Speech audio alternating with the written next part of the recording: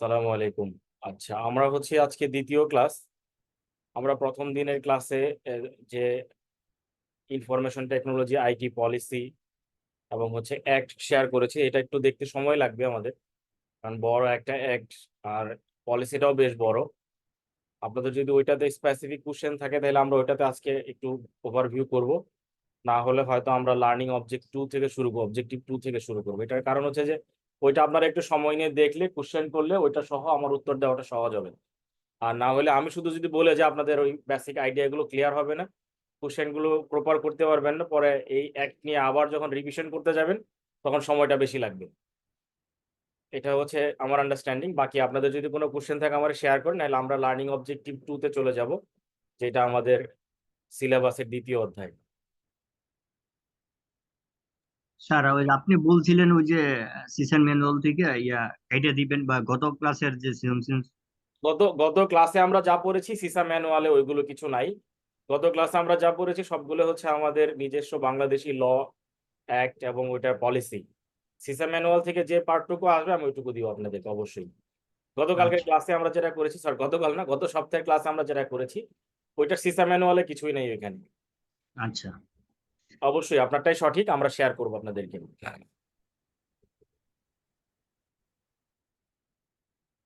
তো আমরা learning objective two যেটা আমাদের আছে, আমরা যদি সিলেবাসের প্রথম অংশে যাই, এখানে দেখা আছে management information system development in technology. এইটাকেই আবার ডিটেল করা হয়েছে এখানে গ্রিডে এসে এটাকে ভেঙে 6টা 7টা পার্ট করা হয়েছে। আর এটার আগের যে সিলেবাস ছিল আমাদের 2023 সাল পর্যন্ত যে সিলেবাস ছিল, ওই সিলেবাস যদি আমরা দেখি সেটা ছিল লার্নিং অবজেক্টিভ টু। এখানে আমি যেটুকু হাইলাইট করেছি,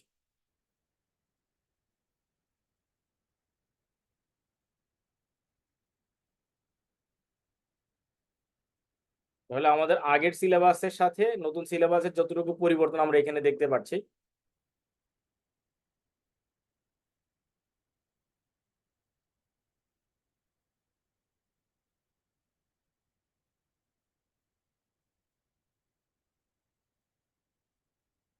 তাহলে আমাদের এখন দেখতে হবে identify the change taking place in form of use of decision support business. বিজনেসে ডিসিশন নেওয়ার ক্ষেত্রে কি কি আমাদের চেঞ্জ আসছে বা কিভাবে আমরা ডিসিশনগুলো নিতে পারি। এরপরে identify the role and reporting alternatives of management information system. Then সিতে আছে describe how online analytical processing can meet key information needs of managers. মানে এইটা পরিপূর্ণভাবে আসলে বিজনেসকে ফলো করে বা বিজনেস হাউসকে ফলো করে এই অবজেক্টিভ গুলো ডিজাইন করা বা আমাদের এই চ্যাপ্টারটাকে ডিজাইন করা। দেন নেক্সট পয়েন্ট আছে explain the decision support system concept and how it differs from traditional management information system. Then I say explain how the following information system can support the information needs of executives, manager, business professionals. তিনটা part এখানে, executive information system, enterprise information system বা portal, এরপর আছে knowledge management system. Then F A আছে identify how neural network, fuzzy logic, তারপর genetic algorithm, মানে artificial ইন্টেলিজেন্সের যে পার্টগুলো আছে ওই পার্টগুলো আমাদের বিজনেসে কিভাবে হেল্প করে বা ইউজ করা যায়। Illustrate the ways expert system can be used in business decision making situation. আর ফাইনাল হচ্ছে understand cloud technologies as describe technology platform that provide highly scalable and resilient environment that can be remotely utilized by organization in a multitude of power ways. এই যে আমাদের বিভিন্ন এরিয়াগুলো আছে, আমরা এগুলো আরো দুই একবার পড়ি, পরে আগে আমরা আমাদের রিকোয়ারমেন্টটা বোঝার চেষ্টা করি। এই রিকোয়ারমেন্ট গুলো বুঝলে, যেহেতু আমাদের সুনির্দিষ্ট করে কোনো লার্নিং এর জন্য ম্যানুয়াল ডেভেলপমেন্ট করে দেয়া নাই বা কোনো একটা নির্দিষ্ট বইকে সরাসরি ইন্ডিকেট করা নাই, আমরা এগুলো ওপেন প্ল্যাটফর্মে যে কোনো বই থেকেই পড়তে পারি। তার আগে হচ্ছে আমাদের টপিকস গুলো নিজেদের একটু ক্লিয়ার হওয়া। আমরা আবার একটু দেখি, আপনারাও দেখেন যে নাম্বার ওয়ানে কি বলছে, আমরা এটা বুঝতে পারি কিনা।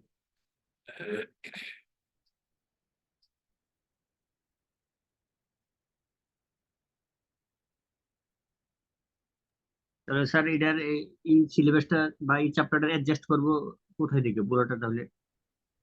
মানে কোথায় থেকে অ্যাডজাস্ট করবো বুঝতে পারিনি, যদি একটু সহযোগিতা করেন আমাকে বুঝার। এটা তো কয়েকটা মানে কয়েকটা পার্ট মিলে একটা চ্যাপ্টার হয়েছে। হ্যাঁ, শুধু কয়েকটা পার্ট না, বিভিন্ন জায়গা থেকে কাট করে এটাকে বানানো হয়েছে। এই জন্যই সরাসরি আমাদের একটা ম্যানুয়ালে বা একটা জায়গায় এটা খুঁজে পাওয়া কঠিন হবে। আমরা গতদিন ক্লাসে বলেছি যে আমরা চেষ্টা করব এটার ম্যাক্সিমাম পার্ট আপনাদের কভার করে দিতে। এরপরেও ওপেন সিস্টেমে আপনি যে কোনো জায়গা থেকেই তথ্য সংগ্রহ করে বা সিলেবাসের কন্টেন্ট গুলো সিমিলার কন্টেন্ট সংগ্রহ করে পড়তে পারি, আমরা পড়তে কোনো নিষেধ নাই। মানে নলেজ ডেভেলপমেন্টের ক্ষেত্রে আমাদের কোনো নিষেধ নাই।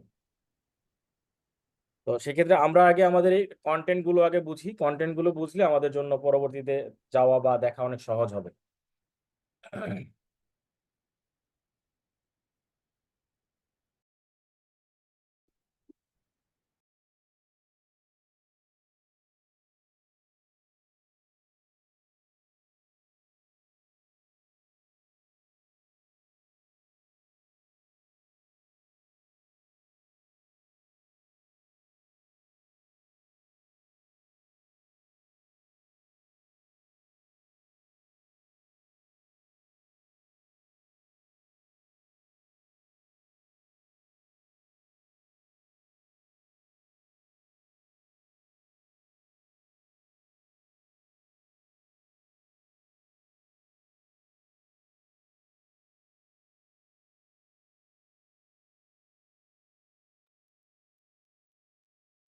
আর আমরা তো সার্টিফিকেট লেভেলে আমরা কিছু ইনফরমেশন টেকনোলজি পড়ে আসছি, ওইখানেও আমাদের কিন্তু এইগুলো ছিল।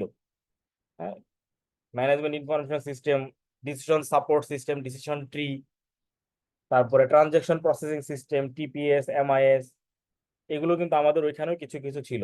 তো ওইটাকে একটু ডিটেইল করে ব্রড লেভেল এখানে পয়েন্ট আউট করা হয়েছে। তাহলে এ নাম্বারটার টপিকসটা আমরা ক্লিয়ার কিনা একটু যদি কেউ শেয়ার করেন, কারণ আমাদের আসলে এগুলো যদি আলোচনা করে বুঝতে সহজ হয় তাহলে আমরা এটার উত্তর কোথায় আছে সহজে খুঁজে পাবো। আমিও রেফারেন্স বুক দিব আপনাদেরকে, আপনারাও ওপেন সোর্সে অনেক খুঁজে পাবেন, গুগলে সার্চ করলে সব ম্যাটেরিয়াল পাওয়া যায়। হয়তো একটু গুছায় নিতে সময় লাগবে এই, কিন্তু অ্যাভেলেবেল ইনফরমেশন ইন গুগল, মানে অনলাইন প্ল্যাটফর্মে, ওপেন সোর্সে। তাহলে এ নাম্বারে বলছে identify the changes taking place in the form and use of decision support in business. তাহলে এই ইনফরমেশন টেকনোলজি ব্যবহার করার আগ পর্যন্ত বা পূর্ব পর্যন্ত বিজনেসে নিশ্চয়ই ডিসিশন নিতে হইতো, এবং ওই ডিসিশন গুলো নিশ্চয়ই একজন ব্যক্তি নিতেন না। বিজনেসে যারা ম্যানেজমেন্ট থাকেন বা ওনার থাকেন, বা যদি বিজনেসে কোনো অ্যাডভাইজরি কমিটি থাকে, স্টিয়ারিং কমিটি থাকে, যেই প্রান্ত থেকেই হোক সবাই মিলে কিন্তু সিদ্ধান্তটা আগেও নেওয়া হতো। সেই সিদ্ধান্ত নেওয়ার প্রক্রিয়াটা ছিল ম্যানুয়াল সিস্টেমে। তাহলে তারা একটা মিটিং করতো বা গ্রুপ কল করতো, বা হচ্ছে একটা ডিপার্টমেন্ট থেকে ইনফরমেশন কালেক্ট করে নিয়ে পরবর্তী ডিপার্টমেন্টে ওটা দিয়ে ইনফরমেশন সংযোজন করে তারা তাদের রিকোয়ার্ড এমআইএসটা প্রিপেয়ার করতেন। তাহলে এমআইএস প্রিপেয়ার করার পরে হচ্ছে তারা ডিসিশনে যেতেন। তাহলে আমাদের এখানেও একই রকম ভাবে যে বলতে যাচ্ছে যে ডিসিশন মেকিং এর ক্ষেত্রে কি কি চেঞ্জ আসছে ডিসিশন সাপোর্ট ইন বিজনেসে। তাহলে আমাদের ওই ম্যানুয়াল সিস্টেমটা কিভাবে আমরা বিজনেসে ইনফরমেশন টেকনোলজির সহযোগিতা নিয়ে ডিসিশন মেকিং প্রক্রিয়ায় যেতে পারি। নাম্বার বিটা একটু আপনারা পড়ে দেখেন।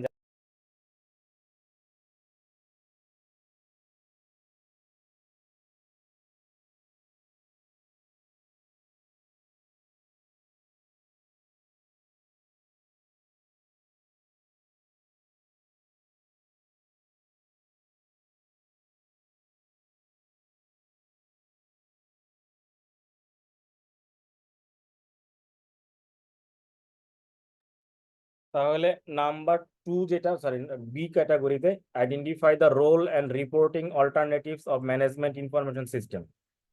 তাহলে এইটাও আমাদের একটু ক্লিয়ার করা দরকার যে এখানে ম্যানেজমেন্ট ইনফরমেশন সিস্টেমে কোন কোন ধাপে এমপ্লয়িরা বা ম্যানেজমেন্ট বা টপ ম্যানেজমেন্টের লোকজন, ওনাররা কাজ করে, এবং তাদের রিপোর্টিং রোলগুলো কি থাকবে, এবং হচ্ছে তারা ওই কি কি অল্টারনেটিভ অ্যাপ্লাই করতে পারে ইনফরমেশন সিস্টেমের ক্ষেত্রে।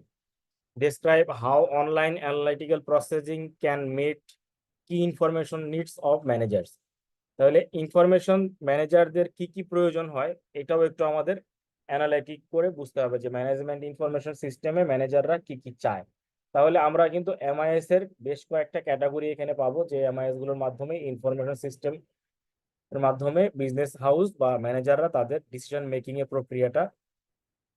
এরপর আছে explain the decision support system concept and how it differs from traditional management information system.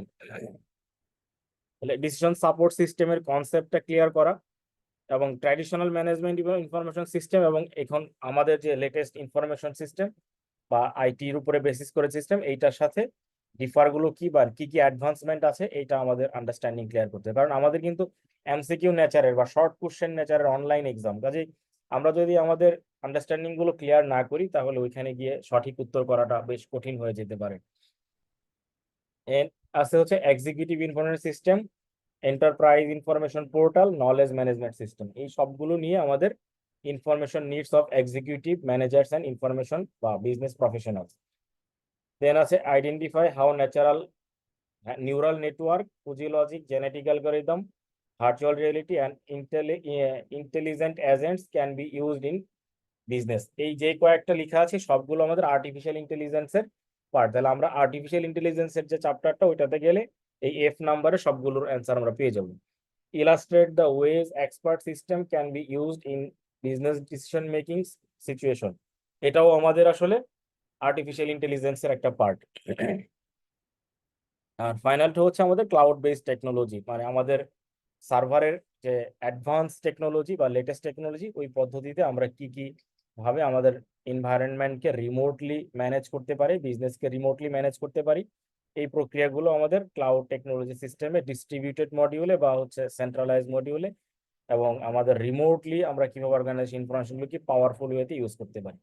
দেন আমাদের কিন্তু টপিকস গুলো একটু ডিটেইলে পড়তে হবে। এখানে যদিও খুব সংক্ষেপে 1 লাইনে বা 2 লাইনে কভার করা আছে, কিন্তু এই পুরো টপিকস গুলো আমাদেরকে ডিটেইল লেভেলে কভার করতে হবে।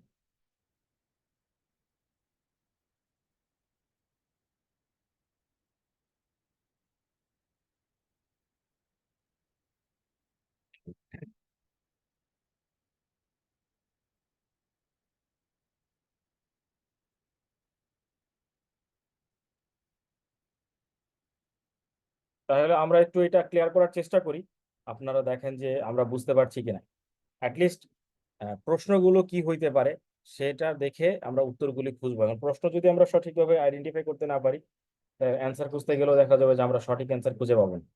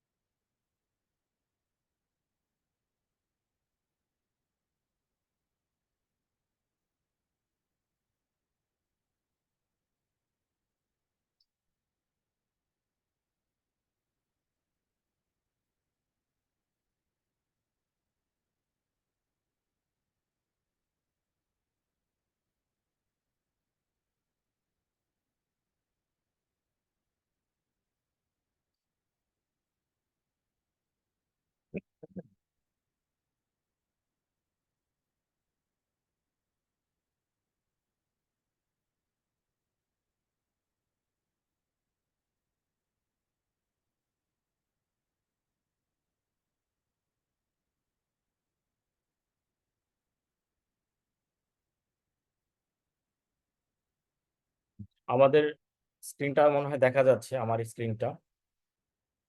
Yes, sir. জি, দেখেন এই শব্দগুলি আপনাদের পরিচিত মনে হওয়ার কথা, আমরা একটু যদি বোঝার চেষ্টা করি। Decision support Trends, decision support system, management information system, online analytical processing using decision support system, executive information system, enterprise portal and decision support, knowledge management system, এগুলোই আমাদের এখানে ছিল। এখানে একটা একটা ছোট ছোট টপিকস দেওয়া আছে, ওইখানে তারা লাইনের মধ্যে ঢুকিয়ে দিয়েছেন।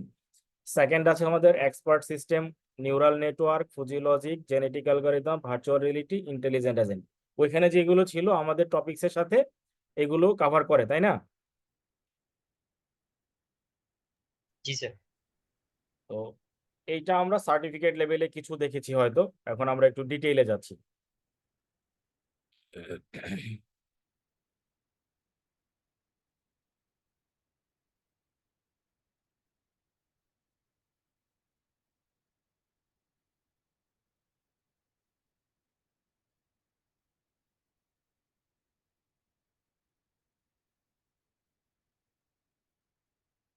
আমরা প্রথমে একটু এইটা দেখে যাই, তারপরে ওই লেখাটায় গেলে আমাদের ক্যাচ করতে একটু সহজ হবে, এটা আমার আইডিয়া সম্ভবত। আচ্ছা, আমরা যে পিরামিডটা দেখতে পাচ্ছি এটা একটা অর্গানাইজেশনের স্ট্রাকচারাল পার্ট। তো অর্গানাইজেশনে দুইটা মেজর পার্ট থাকে, একটা হচ্ছে ডিসিশন মেকিং এর ফ্লো আর একটা হচ্ছে ইনফরমেশনের ফ্লো। কারণ ইনফরমেশন গুলি যদি সঠিক উপায়ে ম্যানেজার বা operational management, strategic management, tactical management তাদের কাছে না পৌঁছায়, তাহলে তারা সঠিক ডিসিশন নিতে পারবেন না। আবার ডিসিশন স্ট্রাকচার গুলো যদি পরিপূর্ণভাবে সঠিক না হয়, তাহলেও বিজনেসটা ভালোভাবে কন্টিনিউ করা সহজ হবে না। তো ডিসিশন বিভিন্ন ধরনের হতে পারে। কিছু ডিসিশন সবসময় একই রকম, যেটা রুটিন ওয়ার্ক বা অপারেশন রিলেটেড কাজ। হ্যাঁ, আবার কিছু ডিসিশন আসলে দেখা যায় যে হঠাৎ হঠাৎ নিতে হয়, যেটাকে অনেক ক্ষেত্রে বলে অ্যাডহক বা আনস্ট্রাকচার্ড অথবা আনশিডিউল। মানে সবসময় লাগে না, কোনো একটা সময় পার্টিকুলার পারপাসে ডিসিশনটা নেওয়ার প্রয়োজন হয়। কম্পিটিটরের কারণে হতে পারে, ইন্ডাস্ট্রির কারণে হতে পারে, বিভিন্ন রিকোয়ারমেন্টের ভিত্তিতে। তাহলে আমরা দেখি এখানে তিনটা পার্ট আছে।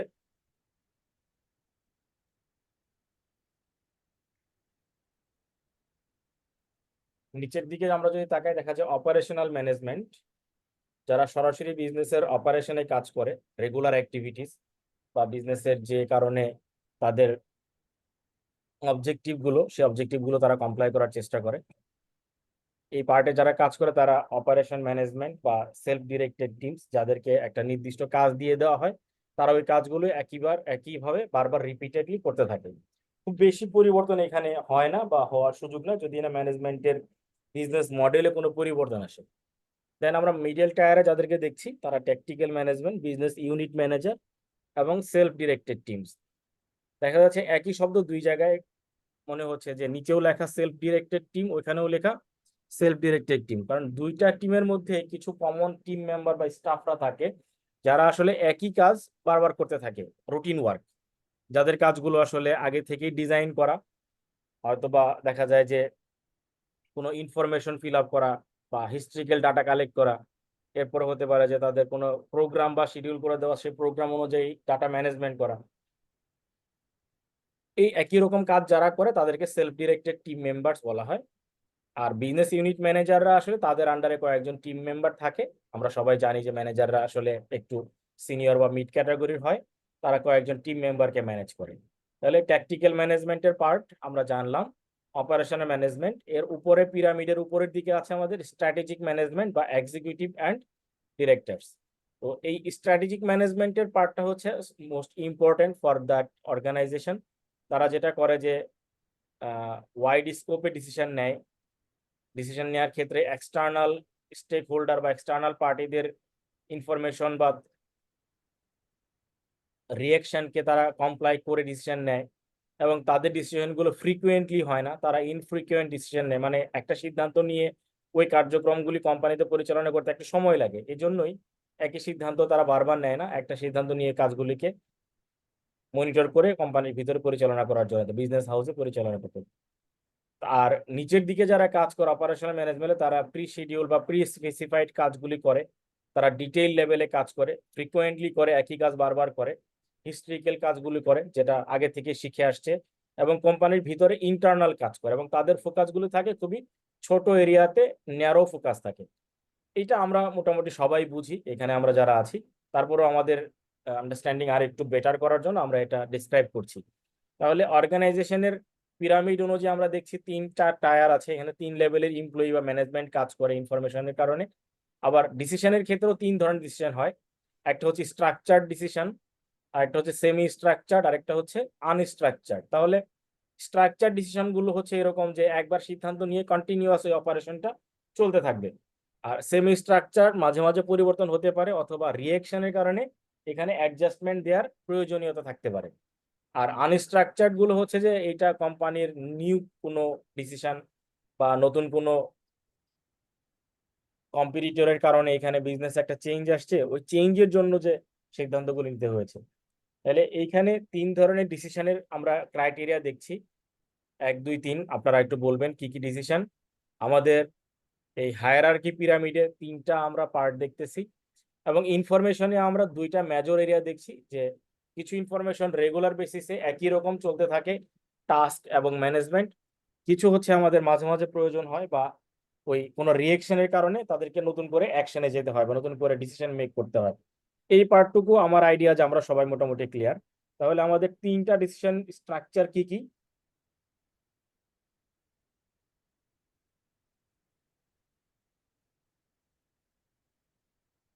আমাদের মধ্যে থেকে কেউ একজন যদি আমাকে বলে সহযোগিতা করেন তাহলে ভালো হয়, যে আমরা বুঝতে পারবো যে আমার কথাগুলি আপনারা বুঝতে পারছেন।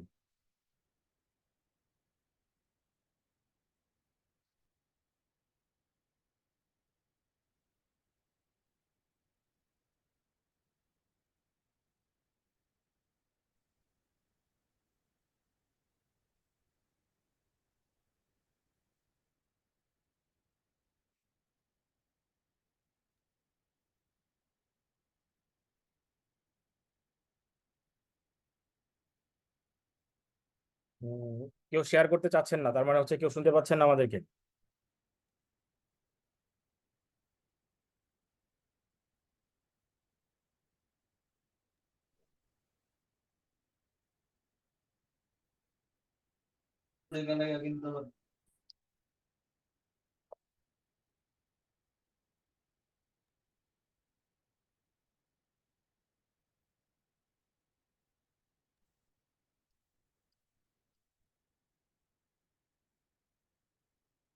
আমার মেসেজগুলো কি ক্লিয়ার?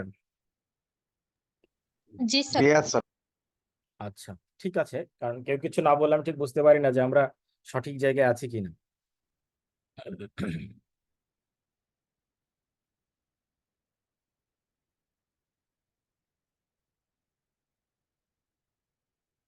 আমরা ওইখানে পিরামিডে যে 3টা পার্ট দেখে আসছি, ওই 3টাই এখানে আছে। আমরা এই 3টা একটু নিজেরা করতে চাই, আপনারা একটু পড়েন স্ক্রিন থেকে।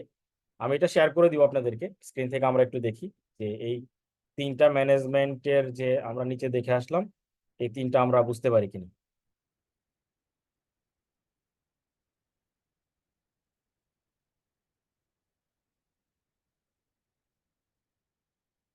Operational management, tactical management and হচ্ছে স্ট্র্যাটেজিক ম্যানেজমেন্ট। এটা আমরা একটু সবাই পড়তে চাই, একটু পড়েন, দেখি আমরা বুঝতে পারি কিনা।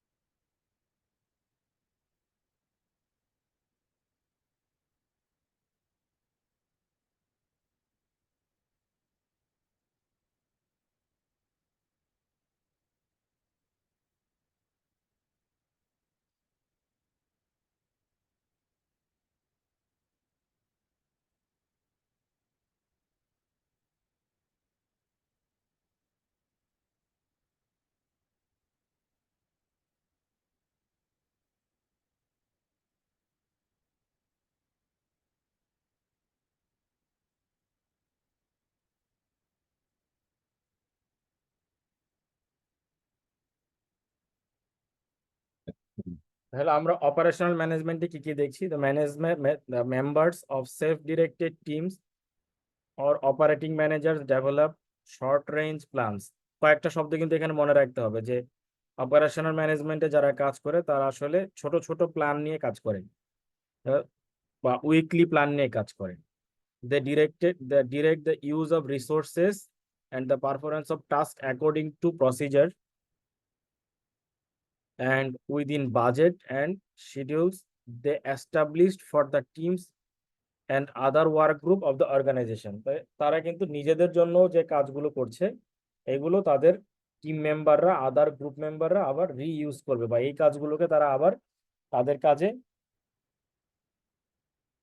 ইনপুটে নিবে, কারণ এই তথ্যগুলি বা এই টাস্কগুলোকে ব্রডার সেন্সে নিয়ে গিয়ে তারা আসলে কাজগুলো কমপ্লিট করে, কারণ ওরা যেহেতু শর্ট রেঞ্জে শর্ট প্ল্যানে কাজ করে কাজে তারা হয়তো কমপ্লিট পিকচারটা একসাথে করতে পারে না, বিভিন্ন পার্ট থেকে কাজগুলোকে ডেভেলপ করে নেওয়া হয়।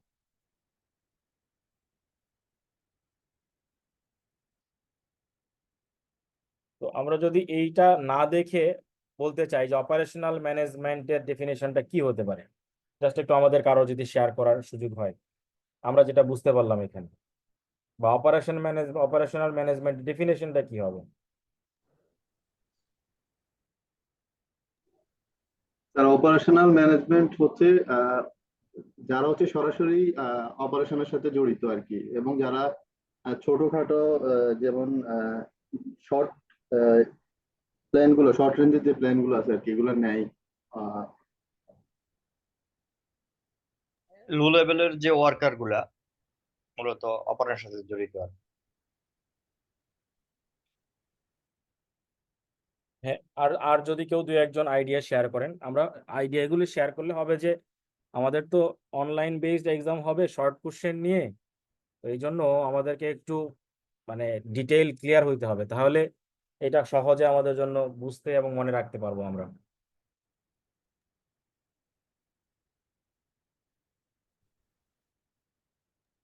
Sir operational management, technical management তাদেরকে যে কাজগুলো অ্যালোকেট করে দেয় আর কি, ওগুলো মূলত তারা দেখাশোনা করে, অর্থাৎ কোম্পানির ডে টু ডে অপারেশন, তারপর হচ্ছে যে শর্ট রেঞ্জ যে শিডিউল গুলো আছে এগুলা ইয়ে করা, এই কাজটাই মূলত এই লেভেলে করে আর কি। হ্যাঁ, একদম ঠিক। এখন এটাকে যদি আমরা একটু গুছিয়ে বলতে চাই, আমাদের পরীক্ষায় উত্তর করা যায় এরকম কিছু শব্দ দিয়ে, কারণ আমরা যখন খাতায় লিখবো তখন তো আমাদেরকে একটু গুছায় সুন্দর করে লিখতে হবে, বা যদি মাল্টিপল কোশ্চেনও হয় বেস্ট অল্টারনেটিভটাই আমাদেরকে সিলেক্ট করতে হবে। এটা তো মাল্টিপল হবে শুনলাম কালকে। জি জি, কোনটাই? না মাল্টিপলই হবে, আমি আগের ক্লাসেও বলেছি মাল্টিপলই হবে আসলে। এটা নোটিশ দিয়েছে স্যার কালকে। হ্যাঁ, 150টা স্যার এমসিকিউ থাকবে, 4 ঘন্টা পরীক্ষা হবে। 4 ঘন্টা পরীক্ষা হবে। ওই যে কিছু কিছু ধরেন টপিকস তুলে ধরবে, ওই টপিকস থেকে কিছু তারা কোশ্চেন বানাবে, এরকম একটা আইডিয়া আমরা শুনতে পেয়েছি। সব ক্ষেত্রে হয়তো এরকম হবে না, দেখা গেল একটা সিনারিও ডেসক্রাইব করবে কয়েক লাইনের, 10 লাইন বা 15 লাইনের, সেই সিনারিও থেকে কিছু প্রশ্নের উত্তর আমাদেরকে দিবে, এরকম টাইপের শুনেছি, যদিও কোনো স্যাম্পল কপি আমরা এখনো পাইনি। হয়তো পরীক্ষার আগে আগে হয়তো কোনো স্যাম্পল কপি আসলেও আসতে পারে। জি, কি জন্য বলতেছিলেন একজন? স্যার ওই কেসের মতন আর কি, মানে একটা ঘটনা থাকবে, তার থেকেও অ্যান্সার গুলা বের করতে হবে। রাইট, এরকমই হবে ইনশাআল্লাহ। তাহলে অপারেশনাল ম্যানেজমেন্ট কনসার্ন কিসের সাথে থাকে? Production of goods and services, বা এনশিওর বিজনেস রিসোর্সেস ইউটিলাইজেশন, অথবা তারা হইতে পারে কাস্টমার সার্ভিস রিকোয়ারমেন্টে কাজ করবে, মানে তারা আসলে ডিরেক্ট বিজনেস অপারেশনে কাজ করবে, শর্ট প্ল্যান নিয়ে রেগুলার অ্যাক্টিভিটি করবে, এই অ্যাক্টিভিটিগুলো কন্টিনিউয়াসলি একই রকম রিপিটেড ওয়ার্ক। তাহলে আমরা এবার এটা একটু দেখি যে আমরা যা বললাম সব মিলে যায় কিনা, এবং পরে আমরা ট্যাকটিক্যাল ম্যানেজমেন্টের দিকে একটু নজর দেই। এখানে বলছে increasingly business professionals in self directed teams as well as business unit managers develop short and mid-range plans, schedules and budgets, and specify the policies, procedures and business objectives for their sub units of the company. এইটুকুতেই আমরা clear করি, পরের অংশটা পরে যাই, কারণ পরের অংশটা একটু ডিটেইলে পরের ধাপে। তাহলে আমাদের এইখানে বোঝার জন্য যদি আমরা চিন্তা করি, তারা শর্ট মিডিয়াম দুইটা রেঞ্জ নিয়ে কাজ করছে, এবং তারা বাজেট ওরিয়েন্টেড এবং পলিসি ওরিয়েন্টেড। নিচে কিন্তু পলিসির কোনো শব্দ ছিল না আমাদের। তাহলে আমিন স্যার একটু আসি। আসসালামু আলাইকুম। ওয়ালাইকুম আসসালাম। আপনারা তো অনেকদিন দেখি না। আমি চলে আসছি, একটু কাজ কাম করি তো স্যার। আপনি কাজ করেন বলে তো আমরা ক্লাসে থাকতাম, আমরা ক্লাসে থাকতাম না। না না না স্যার, সরি। একটু ক্লিয়ার হওয়া দরকার যে আমরা আসলে ট্যাকটিক্যাল ম্যানেজমেন্ট কোন পার্টটুকুকে ম্যানেজ করব বা কোনটুকুকে বলবো। যেমন বাংলাদেশে অনেকগুলো পোস্ট থাকে, তো এক্সিকিউটিভ থাকে, সিনিয়র এক্সিকিউটিভ থাকে এরকম। তাহলে এইখানে কিন্তু আমাদের এরকম কোনো পোস্ট তারা ডিটেইল বলে নাই। কাজের ধরন অনুযায়ী ম্যানেজমেন্টকে এখানে ডেভেলপ করা হয়েছে বা কাজের ধরন অনুযায়ী ম্যানেজমেন্টকে সেগ্রিগেশন করা হয়েছে। এটা হচ্ছে আমাদের লোকাল সিস্টেম বা এইচআর সিস্টেমের সাথে ইনফরমেশন টেকনোলজি সিস্টেমের একটা বেসিক ডিফারেন্ট বা বেসিক ডিফারেন্ট ওয়ে। তাহলে আমাদের ট্যাকটিক্যাল ম্যানেজমেন্টে হচ্ছে যে business professionals in self directed teams as well as business unit managers develop short and medium range plans, schedules, budget, and specify the policies, procedures, and business objectives for their sub-units of the company. দেখেন business objectives এর কথা কিন্তু আমাদের নিচের পার্টেও clearly define করে না, কারণ তারা আসলে খুব ন্যারো এরিয়া নিয়ে কাজ করে। ফুল অবজেক্টিভটা তারা আসলে অনেক ক্ষেত্রে জানেও না বা তারা আসলে ওইটুকু পর্যন্ত কভার করতে পারে না। বাট ট্যাকটিক্যাল ম্যানেজমেন্ট বা মিড ম্যানেজমেন্টে যারা থাকে তারা অবজেক্টিভ নিয়ে কাজ করার সুযোগ পায়, কারণ তারা ফুল রিসোর্সটাকে অ্যালোকেট করে, পুরো অপারেশন বা পারফরমেন্সটাকে মনিটর করে, এবং অর্গানাইজেশনের যে ছোট ছোট সাব ইউনিট থাকে, ডিপার্টমেন্ট থাকে, ডিভিশনস থাকে, বা বিভিন্ন প্রসেস টিম থাকে, প্রজেক্টের টিম থাকে, এবং অন্যান্য ওয়ার্ক গ্রুপ বা অ্যাডিশনাল টিম মেম্বার থাকতে পারে, সবাইকে তারা একসাথে অ্যালোকেট করে পুরো রিসোর্সটাকে কোঅর্ডিনেট করে বিজনেসের যে অবজেক্টিভ সেটা অ্যাচিভ করার চেষ্টা করে। এই জন্যই দেখা গেছে যে এই পার্টটাতে বিজনেস অবজেক্টিভ বা ফুল বিজনেস অপারেশনটা দেখার বা বোঝার সুযোগ থাকে। ফাইনালি আমাদের স্ট্র্যাটেজিক ম্যানেজমেন্ট, এই ক্ষেত্রে সবসময় খেয়াল করা হয় যে যারা সিনিয়র এক্সিকিউটিভ বা চিফ এক্সিকিউটিভ থাকেন তাদেরকে ডিরেক্ট করার জন্য বোর্ড অফ ডিরেক্টরসরা থাকেন, বা অনেক ক্ষেত্রে চিফ এক্সিকিউটিভ অফিসার বা সিইও অ্যাপয়েন্টেড থাকেন টপ এক্সিকিউটিভদের লেভেলে। এদের কাজ হচ্ছে বোর্ড অথবা অর্গানাইজেশনের যে গোলটা দেওয়া আছে সেই গোলটা স্ট্র্যাটেজি, পলিসি, অবজেক্টিভ অথবা বিজনেসের স্ট্র্যাটেজিক প্ল্যানিং প্রসেসের মধ্যে দিয়ে অ্যাচিভ করা, এবং এই অ্যাচিভমেন্টের যে প্রসেসটা তারা ডেভেলপ করে সেটা মনিটর করা, সেটার পারফরমেন্সকে ইভ্যালুয়েশন করা, এবং ওভারঅল বিজনেসের যে ডিরেকশন আছে এইটাকে বিজনেস এনভায়রনমেন্ট কনসিডার করে, কারণ এনভায়রনমেন্টের মধ্যে অনেক ক্ষেত্রে দেখা যায় যে ইকোনমিক এনভায়রনমেন্টও বিজনেসের একটা বড় মেজর পার্ট এখানে, আবার স্ট্র্যাটেজিক্যাল পার্টের পাশাপাশি পলিটিক্যাল পার্টও থাকে। এই সমস্ত কিছু কনসিডার করে ওভারঅল বিজনেসটাকে আসলে কম্বাইন্ড ওয়েতে তাদের ওয়েলথ ম্যাক্সিমাইজ অথবা বিজনেসের যে অপারেশনাল অ্যাক্টিভিটি সেটাকে ম্যাক্সিমাইজ করাটাই মেইন চ্যালেঞ্জ এবং ডিরেকশন ফ্রম স্ট্র্যাটেজিক ম্যানেজমেন্ট। আমরা এই তিনটা ম্যানেজমেন্ট নিয়ে অনেকটুকু সময় দিলাম। এটার আসলে বেসিক কারণটা হচ্ছে যে এই তিনটা আমরা ডিফাইন করতে পারলে কাজগুলো এবং এর সঙ্গে ডিসিশনের পার্টগুলোকে আমরা সহজেই অ্যালাইন করতে পারবো।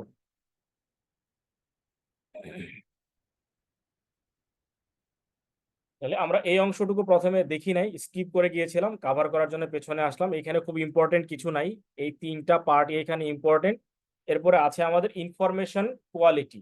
আমরা তো ডেটা চিনি, ইনফরমেশনটা কি সেটাও বুঝি, তাহলে আমাদের একটু বেসিক ক্লিয়ার হওয়া দরকার যে ইনফরমেশন এবং ডেটার মধ্যে তফাৎ কি, বা ডেটা এবং ইনফরমেশনের মধ্যে তফাৎ কি, আর ওই ইনফরমেশনের সাথে এমআইএস এর তফাৎ কি।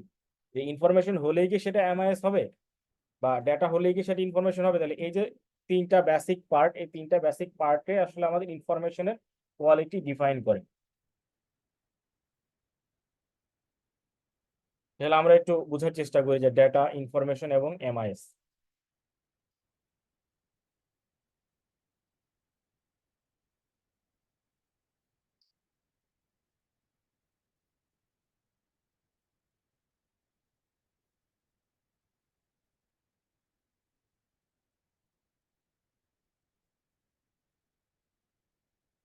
দেন ইনফরমেশন কোয়ালিটি কি আসলে?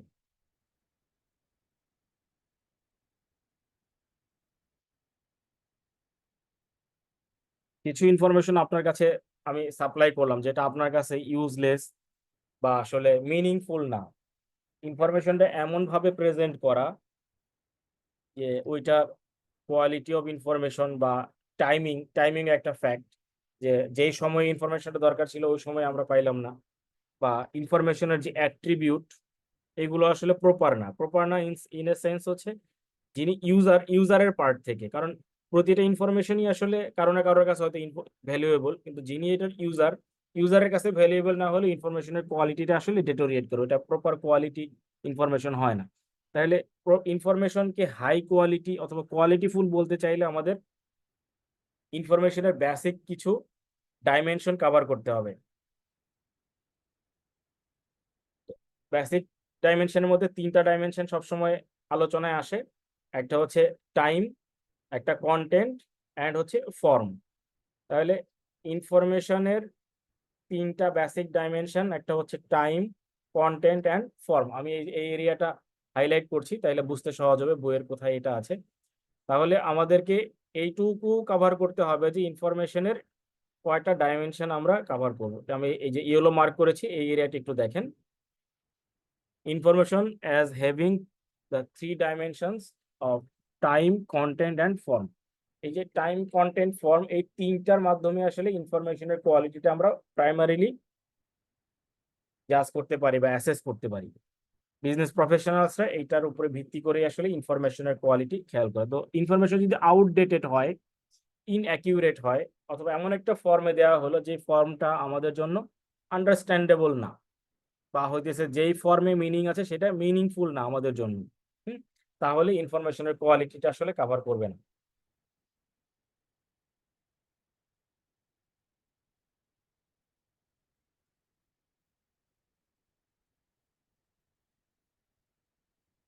এই অংশ আমরা আগেই আলোচনা করেছি, এখানে আর আমরা সময় দিচ্ছি না। আমরা ইনফরমেশনের ওই 3টা পার্টে চলে আসি। একটা হলো টাইম ডাইমেনশন, একটা কন্টেন্ট ডাইমেনশন, আর একটা হচ্ছে ফর্ম ডাইমেনশন।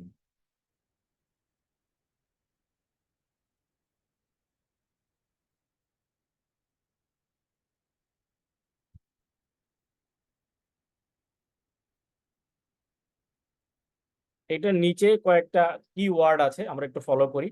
টাইম ডাইমেনশনের নিচে দেখেন লেখা আছে টাইমলিনেস, তারপর হচ্ছে কারেন্সি, ফ্রিকোয়েন্সি, টাইম পিরিয়ড। এটা আরো অন্য অন্য কিওয়ার্ডও হতে পারে, এখানে বেসিকটাই বলা। এরপরে কন্টেন্ট ডাইমেনশনে accuracy, relevance, completeness, conciseness, scope, ইনফরমেশনের পারফরমেন্স। দেন ফাইনালি আছে form dimension, clarity, detail, order, presentation and media.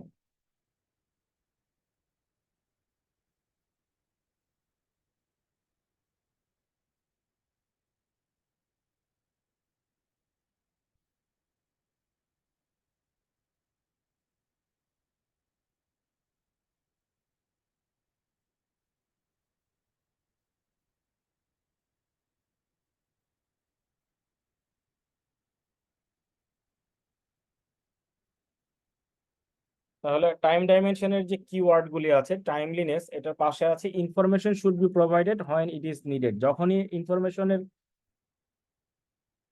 সময়সীমা বেঁধে দেওয়া আছে বা যে সময়ের মধ্যে সাবমিট করতে বলা হয়েছে ওই সময়ের পরে দিলে ওটা নিয়ে আসলে কোনো কাজ হবে না। তারপর আছে কি currency, information should be update when it is provided. Then frequency, যদি কোনো ইনফরমেশন পিরিয়ডিক্যালি চাওয়া হয় বা অফেন প্রয়োজন হয় যে হঠাৎ করে প্রয়োজন হলো, অথবা টাইম পিরিয়ড দিয়ে দিল যে একটা নির্দিষ্ট পিরিয়ডের আমি ইনফরমেশনটা চাই। আমরা যেমন বিভিন্ন অডিটে গিয়ে 1 ইয়ারের ডাটা চাই, আপনি গিয়ে 1 ইয়ারের সেলস ডাটা চাইলেন, সেটা হতে পারে যে আপনার জুলাই 2023 থেকে জুন 2024, এটা একটা আমাদের এখন চলমান অডিট প্রক্রিয়ার পিরিয়ড। তো এখন আপনি ইনফরমেশন চাইলেন সেলসের, ওনারা দিয়ে দিলেন আসলে 22 জুলাই থেকে 23 জুন। ইনফরমেশনটা সঠিক, ওই ইনফরমেশনটাতে কোনো ভুল নাই, কমপ্লিট ইনফরমেশন, অ্যাকিউরেট ইনফরমেশন, কিন্তু আপনার পিরিয়ড কভার করে না, এই জন্য ওই ইনফরমেশনটা আপনার কাছে কোনো মূল্য নেই, এটা কোয়ালিটি ইনফরমেশন না আপনার কাছে। অথবা আপনি 12 মান্থের চেয়েছেন, ওরা আসলে 10 মান্থ দিয়েছে বা 7 মান্থ দিয়েছে, সেটাও আপনার কাছে আসলে কোয়ালিটিফুল ইনফরমেশন হবে না। এবং অ্যাকিউরেট, দেখা গেলো যে সেলসের সাথে পারচেজ যুক্ত করে একটা লেজার করে দিয়েছে, ভুল করেছে, তাহলে ওইটাও আসলে যে কন্টেন্ট গুলো আছে ওই কন্টেন্ট গুলো অ্যাকিউরেট কন্টেন্ট না। কারণ আমাদের রিকোয়ারমেন্ট থাকতে পারে হয়তো সেলস রিলেটেড, তো সেলসের রিকোয়ারমেন্ট যখন আছে তখন আমাদের তো শুধু সেলসের ইনফরমেশনটা ওইখানে দিতে হবে। তো ওইখানে যদি পারচেজ বা অন্যান্য ইনফরমেশনও দিয়ে দেওয়া হয় তাহলে ওইটা অ্যাকিউরেট ইনফরমেশন হয় না। সেজন্য যে অ্যাকিউরেসিটাও একটা প্রয়োজন। আবার এটার আরেকটা পার্ট হচ্ছে রিলেভেন্স, যে আমরা যে ইনফরমেশন চাচ্ছি ওই স্পেসিফিক সিচুয়েশনের উপরে বা রিসিপিয়েন্টের রিকোয়ারমেন্ট অনুযায়ী ইনফরমেশন গুলোকে শেয়ার করতে হবে। দেন কমপ্লিটনেস, আমরা একটু আগে বললাম যে 12 মান্থের আমরা ডাটা চেয়েছি একটা পিরিয়ড, সেখানে তারা আসলে কমপ্লিট পিরিয়ড না দিয়ে একটা অন্য পিরিয়ড দিয়েছে বা ইনকমপ্লিট পিরিয়ড, সেটাও আসলে কাজ করবে না। দেন আছে লাস্টে আছে ফর্ম ডাইমেনশন, আমরা যেই ফর্মে তথ্যটা চাই, সামারি ফর্মে হতে পারে, ডিটেইল ফর্মে হতে পারে, বা প্রিডিটারমাইন্ড আমাদের কোনো টেমপ্লেট থাকতে পারে, বা আমরা ন্যারেটিভ চাইতে পারি বা গ্রাফিক্যাল চাইতে পারি, যেইভাবে আমরা চাচ্ছি সেইটা অনুযায়ী যদি তারা না দেয়, সেটাও আমাদের জন্য আসলে একটা প্রবলেমেটিক হয়ে যেতে পারে। দেন হচ্ছে মিডিয়া, আমরা ইনফরমেশন শেয়ার করার জন্য কোনো না কোনো মিডিয়া ব্যবহার করি। এখন আপনার হয়তো প্রয়োজন হচ্ছে এটা সফট কপিতে, তো তারা দিয়ে দিল প্রিন্টেড পেপারে, যে ইনফরমেশনগুলো প্রিন্ট করে দিল। তো আপনার যেহেতু এটা সফট কপিতে প্রয়োজন, প্রিন্টেড ডকুমেন্টটা দিলে এটা আবার সফট ভার্সনে নিয়ে যাওয়া বা রিটাইপ করা একটা সময়ের ব্যাপার। সেক্ষেত্রে দেখা যায় যে ইনফরমেশন সাপ্লাই করার যে মিডিয়া বা যেই পদ্ধতিতে দেওয়া দরকার, সেটাও আসলে এখানে একটা প্রপার কনসিডারেশনের ইস্যু, কারণ ওই ইনফরমেশনটা তো আপনাকে ইউজ করতে হবে। যেহেতু আমরা টেকনোলজি নিয়ে পড়ালেখা করছি, সেক্ষেত্রে দেখা যাবে যে আমরা যেই মিডিয়াতে চাই সেই মিডিয়াতেই এটা প্রোভাইড করতে হবে। তাহলে ইনফরমেশন কোয়ালিটির আমরা 3টা বেসিক ডাইমেনশন জানলাম।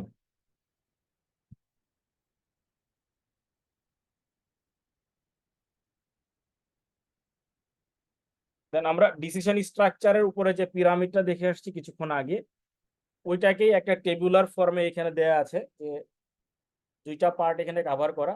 একটা হচ্ছে যে স্ট্র্যাটেজিক ডিসিশনগুলি কি কি হয় এবং কোন লেভেল থেকে কি কি ডিসিশন নেওয়া হয়। ডান দিকে যদি আমরা দেখি, পাশাপাশি আছে operational management, tactical management, structure management, আর বাম দিকে নিচে উপরে আছে আনস্ট্রাকচার্ড, সেমি স্ট্রাকচার্ড এবং স্ট্রাকচার। তাহলে স্ট্রাকচার্ড গুলি আমরা ওই পিরামিডে দেখেছি যারা রেগুলার অ্যাক্টিভিটি করে, তারপরে যারা ইনভেন্টরি কন্ট্রোল নিয়ে কাজ করে বা প্রোগ্রাম কন্ট্রোল নিয়ে কাজ করে, তারা একই কাজ বারবার করতে থাকে, এরা হচ্ছে সেলফ ডিরেক্টেড টিম মেম্বার।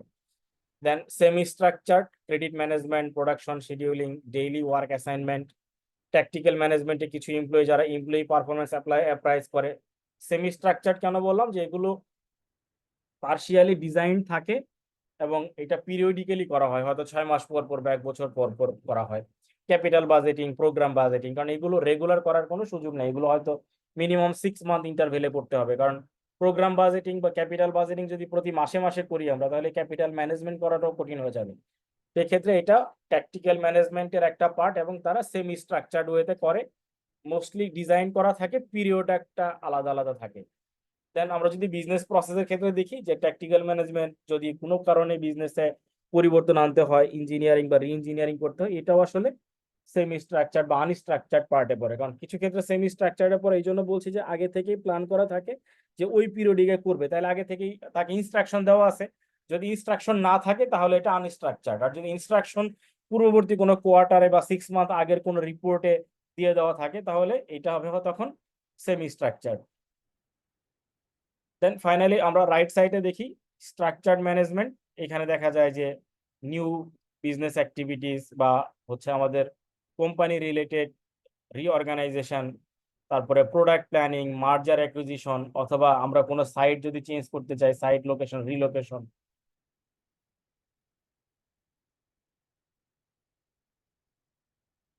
এটা ওই টেবিলটাকেই পিরামিডটাকে আর একটু স্ট্রাকচার্ড ওয়েতে প্রেজেন্ট করা।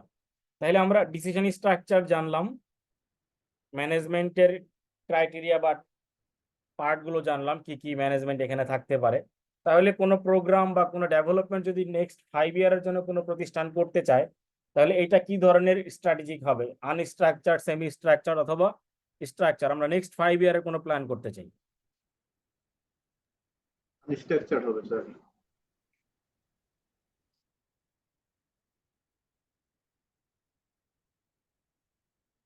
আমাদের পরে আরেকটা টপিক ছিল আলোচনা, ডিসিশন সাপোর্ট সিস্টেম। ওই ডিসিশন সাপোর্ট সিস্টেমের আগে হচ্ছে ডিসিশনের ট্রেন্ড। আমাদের একটা কোশ্চেন ছিল না যে প্রিভিয়াসলি কিভাবে ডিসিশন নেওয়া হইতো আর বর্তমানে কিভাবে ডিসিশন নেই, মনে পড়ে? আমরা একটু আগে যে দেখলাম আমাদের সিলেবাসের মধ্যে হ্যান্ডবুকে, আমাদের হ্যান্ডবুকে একটা এরকম টপিক ছিল না, বলেন তো কি মনে আছে কিনা আমাদের, চেষ্টা করে দেখি।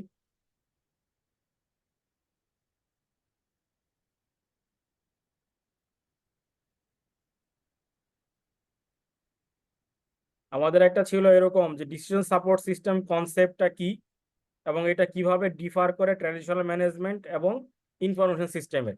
তাহলে ট্র্যাডিশনাল ম্যানেজমেন্টই যখনই আমাদের পড়তে হবে, তখন আমাদের ডিসিশন সাপোর্ট ট্রেন্ডটা জানতে হবে। এখানে একটা ট্রেন্ডের বর্ণনা দেওয়া আছে, আমরা একটা হায়ারার্কি অনুযায়ী সেই 90s থেকে আমরা এটা দেখে আসতেছি, বাট শুরু হয়েছে এটা আরো আগে থেকে। ডিসিশন সাপোর্ট সিস্টেম আরো আগে থেকেই চলতেছে, বাট একটা লেভেল পর্যন্ত।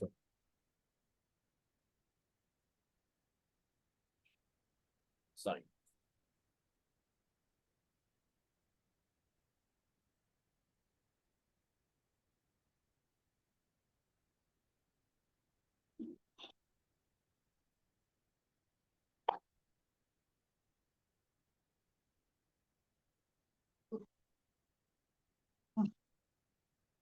তাহলে আমরা এখানে একটা কম্পারিজন দেখি, বাম দিকে দেখেন লেখা আছে যে comparing the major difference in the information and decision support capabilities of management information system and decision support system. তাহলে এমআইএসটা আসলে রিকোয়ারমেন্ট বেসিসে চলতে থাকে, আর ডিসিশন সাপোর্ট সিস্টেমটা নিজে থেকেই ডিসিশন সাপোর্টের ক্ষেত্রে তার ইনফরমেশন গুলোকে অর্গানাইজ করে বিভিন্ন অল্টারনেটিভ ডিজাইন করে। এখানে কিছু প্রি ডিটারমাইন্ড থাকে, কিছু আসলে এখান থেকে ইনফরমেশন নিয়ে তারপরে ডিজাইন করা হয়। তাহলে আমরা একটু কম্পারিজনটা বোঝার চেষ্টা করি। প্রাইমারিলি একটা হচ্ছে ডিসিশন সাপোর্ট প্রোভাইডেড, তাহলে এমআইএস কিভাবে ডিসিশন সাপোর্ট প্রোভাইড করে আর ডিএসএস কিভাবে প্রোভাইড করে। তাহলে এমআইএস যেটা করে ইনফরমেশন গুলো, আমাকে কেউ প্রশ্ন করছিলেন কি নাকি এটা এমনি আলোচনা?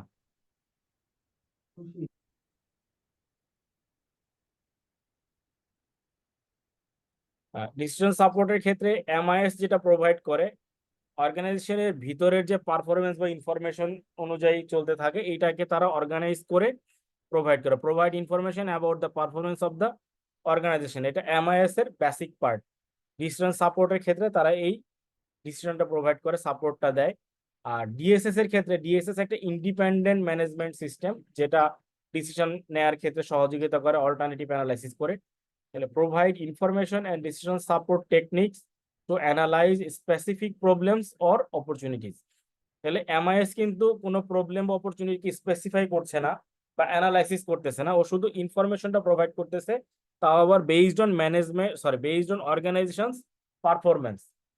আমরা যদি সেকেন্ড লাইনে দেখি ইনফরমেশন ফর্ম অ্যান্ড ফ্রিকোয়েন্সি, তো কোন কোন ফর্মে ইনফরমেশনগুলি প্রোভাইড করবে এবং ফ্রিকোয়েন্সি অনুযায়ী করবে। এমআইএস যেভাবে ডিজাইন করা হয়, এমআইএসটা ডিজাইন করা হয় আসলে রিকোয়ারমেন্ট বেসিসে, কারণ সব প্রতিষ্ঠানের এমআইএস একই রকম হবে না।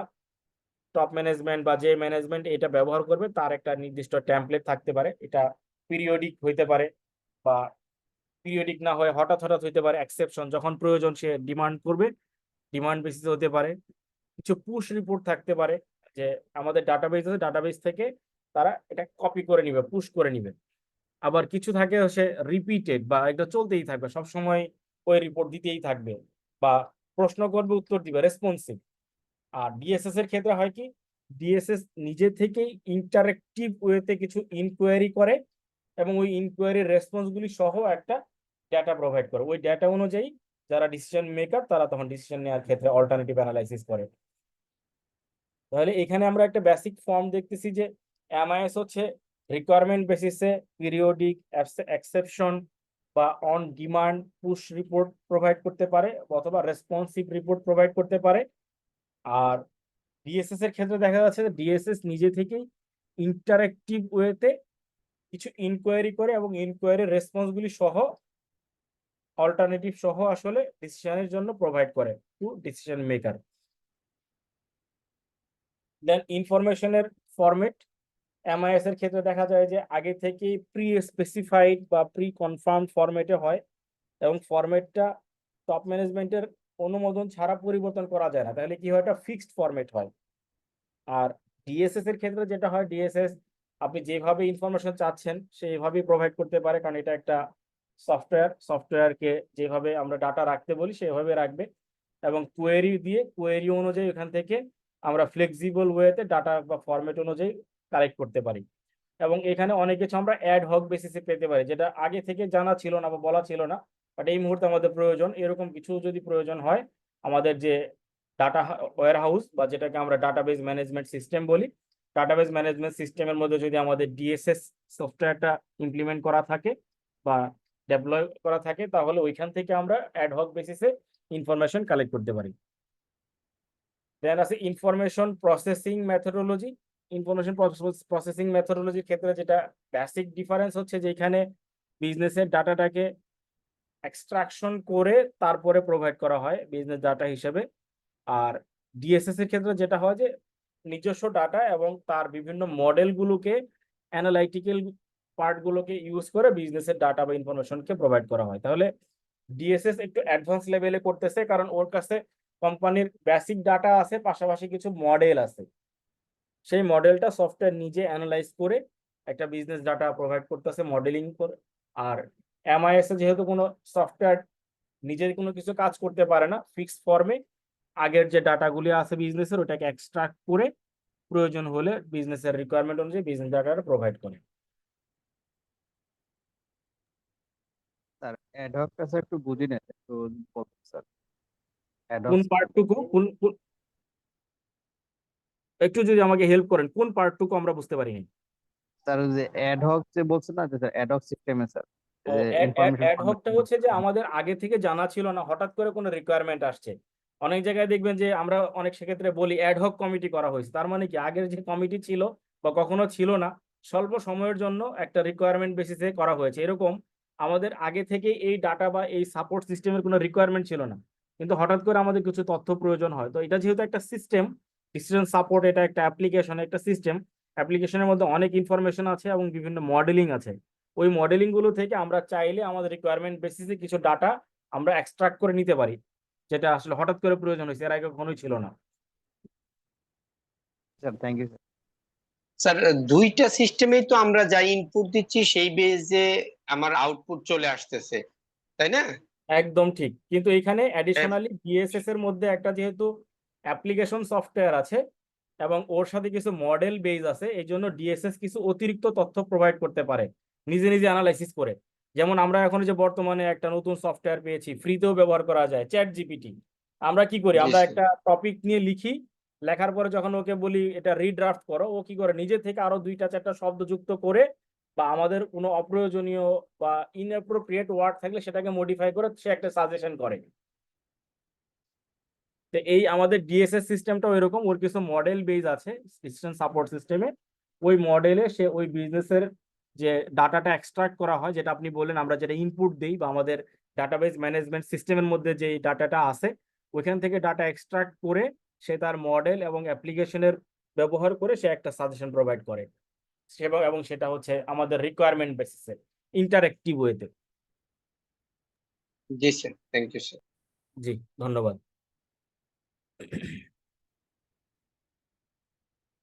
আমাদের আরেকটা মোস্ট ইম্পর্টেন্ট এরিয়া আছে, রিসেন্ট টপিকস, এটা হচ্ছে বিজনেস ইন্টেলিজেন্স, সংক্ষেপে বলে বিআই। বিজনেস ইন্টেলিজেন্স নিয়ে আমাদের এখানে খুব ডিটেল আলোচনা করা নাই, কিন্তু বিজনেস ইন্টেলিজেন্সটা আমাদের একটু আন্ডারস্ট্যান্ডিং ক্লিয়ার করতে হবে, কারণ এই টুলসটা এখন বিভিন্ন ক্ষেত্রে ব্যবহার হচ্ছে। এই বিজনেস ইন্টেলিজেন্স টুল ব্যবহার করে আমাদের অনেক কিছুতেই অ্যাডভান্সমেন্টও হচ্ছে। তাহলে এইটার একটু বেসিক আমাদের জেনে রাখা ভালো।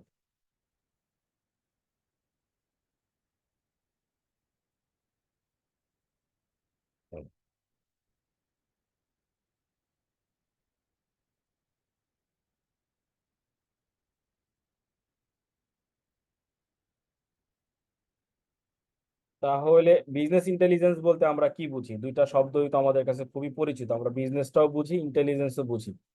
আমাদের ভাষায় আমরা যদি বলি তাহলে বিজনেস ইন্টেলিজেন্সটা কি?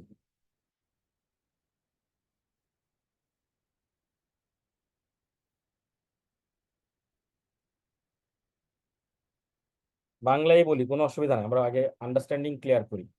বিজনেস ইন্টেলিজেন্সের মিনিংটা কি? নর্মালি বিজনেস ইন্টেলিজেন্স মিনিং যতটুকু বুঝি স্যার, তাতে বোঝা যাচ্ছে সে বিজনেসের উপর দক্ষ বা বিশেষ জ্ঞান সম্পন্ন এরকম কিছু একটা স্যার। হ্যাঁ, অন্য কেউ যদি আমাদেরকে একটু সহযোগিতা করেন, আমাদের তো অনেকজন পার্টিসিপেন্ট আছেন। উই হ্যাভ 100+ পার্টিসিপেন্ট, একটু সহযোগিতা করেন, আমরা বুঝি সবাই। নিজেরা স্যার একটু ডিসকাস করে করলে সহজ হবে। এটা কাইন্ড অফ একটা নেটওয়ার্কের মতো। Business intelligence is kind of network where every suppliers and clients and the other stakeholders are interconnected for their individual requirement.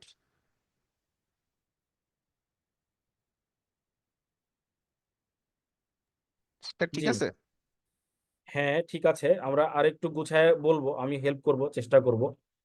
আমরা যদি আরো দুই একজনের কাছে শুনতে পারি তাহলে দেখা যাবে যে পুরো এরিয়াটাই আমাদের কভার হয়ে গেছে। স্যার ইন্টেলিজেন্স মিনস হচ্ছে ব্রড নলেজ, কোনো কিছু সম্পর্কে ডিটেলস কোনো মানে নলেজটা আসলে এখানে বিজনেস সম্পর্কে আর কি ডিটেলস নলেজ ইন্ডিকেট করে।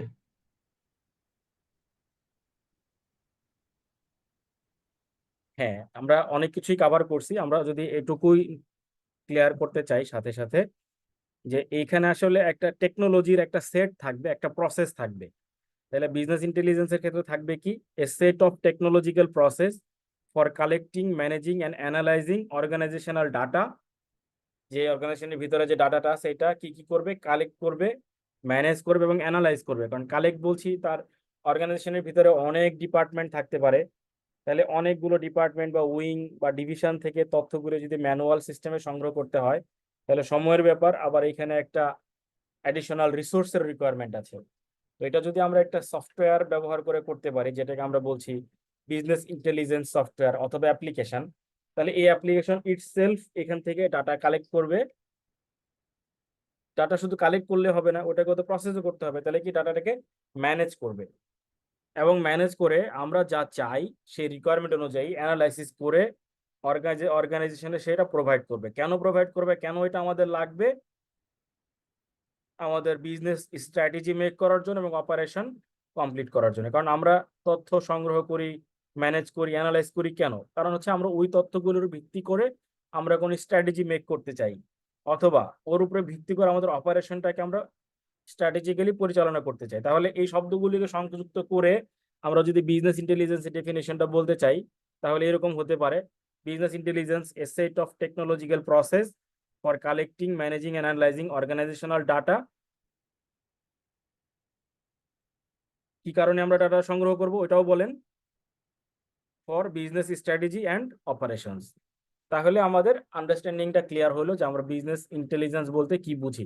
আমরা ক্লিয়ার?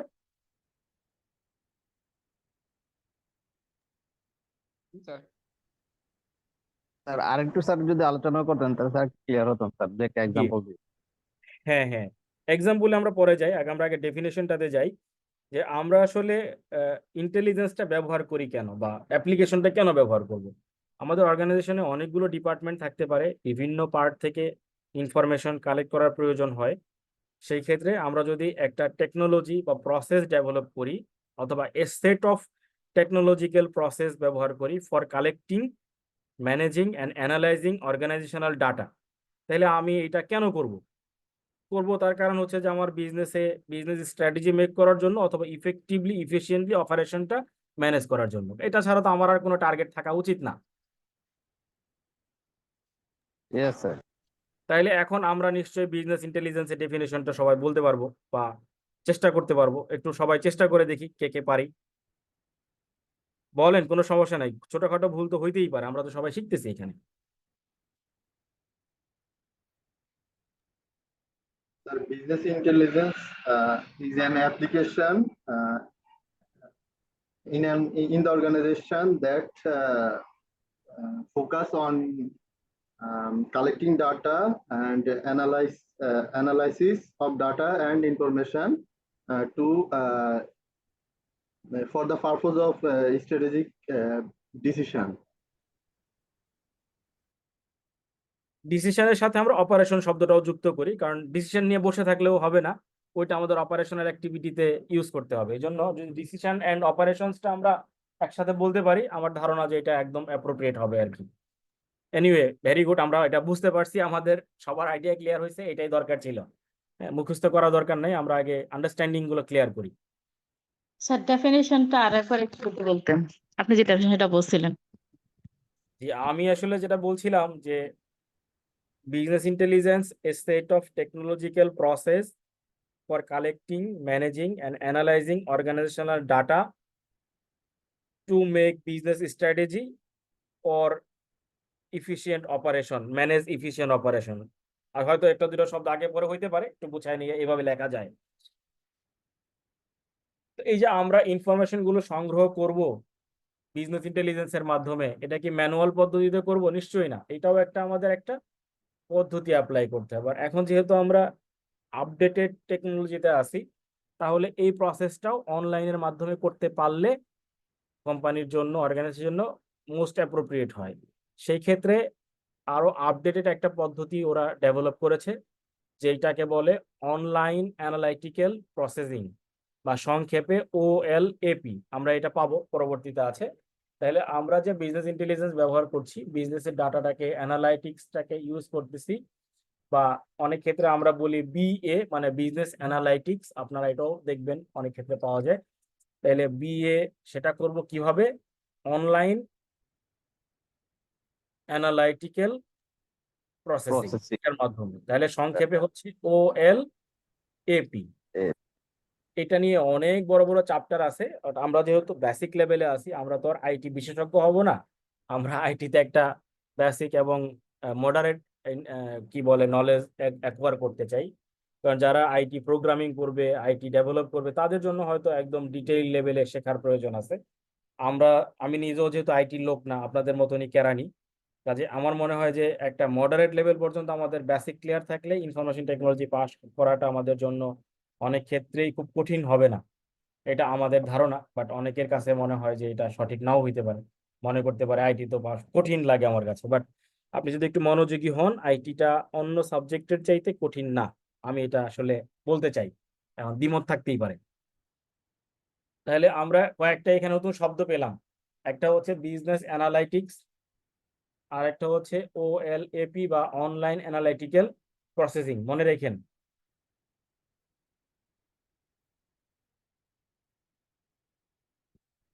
আমরা যে বিজনেস ইন্টেলিজেন্স নিয়ে এতক্ষণ আলোচনা করলাম, সে বিজনেস ইন্টেলিজেন্সের আমাদের বেসিক 5টা পার্ট আছে। ওই 5টা পার্টের মধ্যে একটা পার্ট হচ্ছে অনলাইন অ্যানালাইটিক্যাল প্রসেসিং। দেখেন এখানে আমরা একটা সার্কেল দেখছি, এখানে 5টা বেসিক কম্পোনেন্টকে ডিফাইন করা হয়েছে।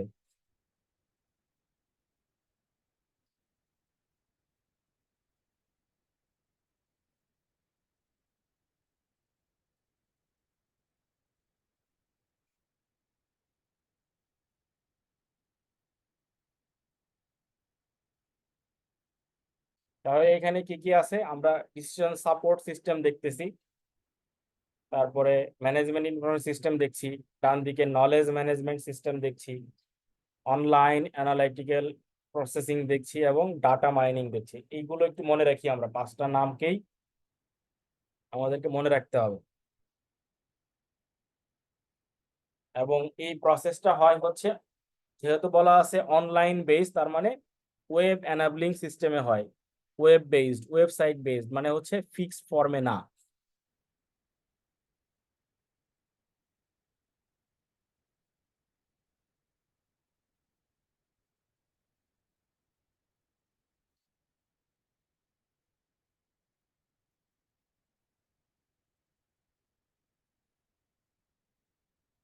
আচ্ছা, আমরা কি কোনো ব্রেকে যাব নাকি একসাথে কন্টিনিউ করে শেষ করে দিব? স্যার, এই যে আমাদের কিছু কিছু চ্যাপ্টারের ক্ষেত্রে এরকম কিছু কেস থাকে যে source adopted from Scott Eden আপনার এই যে লেখা আছে, তো এইগুলো কি আমাদের জন্য পড়া জরুরি কিনা?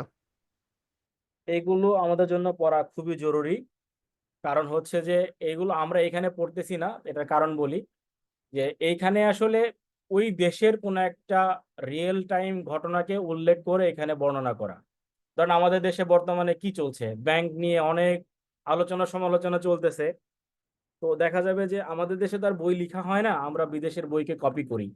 তা আমাদের দেশে যদি বই লেখা হতো, তাহলে যেটা করা হতো যে যখন বিজনেস ফাইন্যান্স বা ব্যাংকিং রিলেটেড কোনো টপিকস নিয়ে আলোচনা করা হতো, তখন এই যে বাংলাদেশে অ্যাসালন গ্রুপ ব্যাংক নিয়ে এত কারসাজি করছে, বা আমাদের বাংলাদেশ ব্যাংক বিভিন্ন ক্ষেত্রে তাদের অপারগতা দেখাইছে। অপারগতা বলছি এই কারণে, কারণ ওটা রেগুলেটর, চাইলে তারা হয়তো রেগুলেশন করতে পারতেন, কিন্তু তা না করে তারা সহযোগিতা করেছেন। এটা হয়তো তাদের পক্ষ থেকে কোনো ধরনের অপারগতা থাকতে পারে, তারা পারে নাই। তো এই যে ভিতরের ঘটনাগুলি, বা আমাদের বাংলাদেশ থেকে প্রচুর ফান্ড দেশের বাইরে রেমিট করে নিয়ে যাওয়া, এইগুলো ঘটনা উল্লেখ করে আমাদের বইতে একটা কেস স্টাডি থাকতো। তাইলে হয়তো যে আমরা স্টুডেন্টরা যখন পড়বো, তখন রিয়েল লাইফে এটা বুঝতে পারবো। কাজে ওইটা যদি আমরা পড়ি, আমরা যে টপিকস গুলো জানতেছি, এই টপিকস গুলো নিয়ে এখানে একটা রিয়েল লাইফ এক্সাম্পল আছে। এটা পড়তে যদি পারি আমরা সময় নিয়ে, আপনারা যদি পড়েন, আমাদের নলেজ ডেভেলপ করবে নিঃসন্দেহে। কাজে এটা পড়তে পারলে ভালো।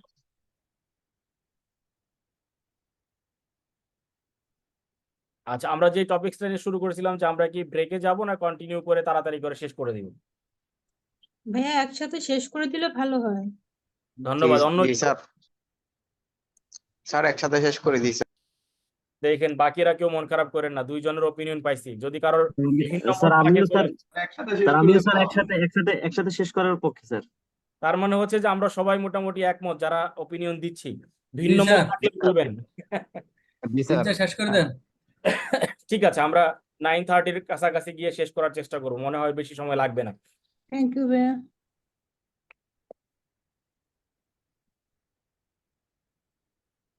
তাহলে আমরা এখন ওই যে আমাদের বিজনেস ইন্টেলিজেন্স একটু আগে দেখে আসলাম, আমরা একটু ডিটেইলে যাচ্ছি। বিজনেস ইন্টেলিজেন্সের 5টা পার্টের একটা পার্ট হচ্ছে decision support system. Decision support system নিয়ে আমরা কিছুক্ষণ আগে আলোচনা করেছি কিছু কিছু এরিয়াতে। তো বিজনেস স্যার ডিসিশন এখানে একটা সাপোর্ট প্রশ্ন, সিস্টেমও, জি প্লিজ। স্যার এখানে তো আমাদের যে বিআই নলেজে স্যার, বিআই তে আমরা 4টা ইয়া 5টা ইয়া দেখাইছেন এখানে স্যার, ফার্স্ট সেকেন্ড থার্ড এভাবে কোনো স্যার সিরিয়ালি মেনটেন কোনো আছে? এইরকম করে সিরিয়ালি আছে আসলে, এটা এখানে 1 2 3 করে ইন্ডিকেট করা নাই, বাট কোন একটা কাজের একটা প্রসেস আছে। ওই প্রসেসটা যদি আমরা ফলো করি, ধরেন আমরা যদি বিজনেস ইন্টেলিজেন্সে আসি, তো আমাদের যেটা করা লাগবে আগে হলে কিছু আপনার ইনফরমেশন লাগবে। তো ইনফরমেশন আমরা কিভাবে সংগ্রহ করব? ওই যে আমরা উপরের টেবিলে দেখছিলাম পিরামিডে, যেটাতে আমাদের 3টা লেয়ারে আমাদের এমপ্লয়িরা কাজ করে, ডিসিশনের 3টা স্ট্রাকচার। হ্যাঁ, তাহলে আমাদের কিছু ইনফরমেশন সংগ্রহ করা দরকার। সংগ্রহ করার প্রক্রিয়াটা কি হয়? আমরা আমাদের কোম্পানির ভিতর থেকে ডিসিশন সাপোর্ট সিস্টেম ইউজ করে এমআইএস থেকে ইনফরমেশন সংগ্রহ করি। এই জন্য যেহেতু এখানে আমরা অ্যাপ্লিকেশন বেসড আলোচনা করছি, এই জন্য ডিএসএসটা প্রথমে আসছে। যদি আমরা অ্যাপ্লিকেশন বেসড আলোচনা না করে আমাদের লেগেসি মডেলে বা পুরনো ধারায় আলোচনা করতাম, তাহলে সবার আগে আসতো আসলে ম্যানেজমেন্ট ইনফরমেশন সিস্টেম, কারণ ম্যানেজমেন্ট ইনফরমেশন সিস্টেমটা হচ্ছে ডিসিশন সাপোর্ট সিস্টেমের আগের ধাপ। আর আমরা যেহেতু এখন অ্যাডভান্স টেকনোলজিতে চলে আসছি, এই জন্য ডিএসএসটা প্রথমে আসছে, তারপরে আসবে আমাদের আসলে নলেজ ম্যানেজমেন্ট সিস্টেম। পাশাপাশি নলেজ করতে গেলে আমাদের এমআইএস লাগবে, এমআইএস এর পরে ডাটা মাইনিং করার পরে লাগবে আমাদের অ্যানালাইটিক্যাল প্রসিডিওর বা অনলাইন অ্যানালাইটিক্যাল প্রসেস। কাজের ধরন অনুযায়ী আসলে আমরা এটাকে আগে পরে করতে পারি, বাট এখানে যদি আগে পরে পরীক্ষায় লেখেন কোনো সমস্যা নাই, কারণ আমাদের যতটুকু নলেজ আমরা কোথাও আসলে এটার হায়ারার্কি পাই নাই। জি স্যার, থ্যাংক ইউ। বাট আপনি চাইলে আগে পরে না করে এই হায়ারার্কি মেনটেন করতে পারেন। তো আমরা যেখানে ছিলাম, decision support system computer based information system that provide interactive information support to managers and business professionals during decision making process। খুব সুন্দর করে এখানে প্রথম 3 লাইনে লেখা। এই কাজগুলো করতে গেলে আমাদেরকে কতগুলো সিস্টেমকে ফলো করতে হবে। প্রথমে আছে এখানে অ্যানালাইটিক্যাল মডেল, তারপরে specialised database, then a decision maker's own insight and judgment, then হচ্ছে an interactive computer based modeling process to support semi structured decision বা business decision।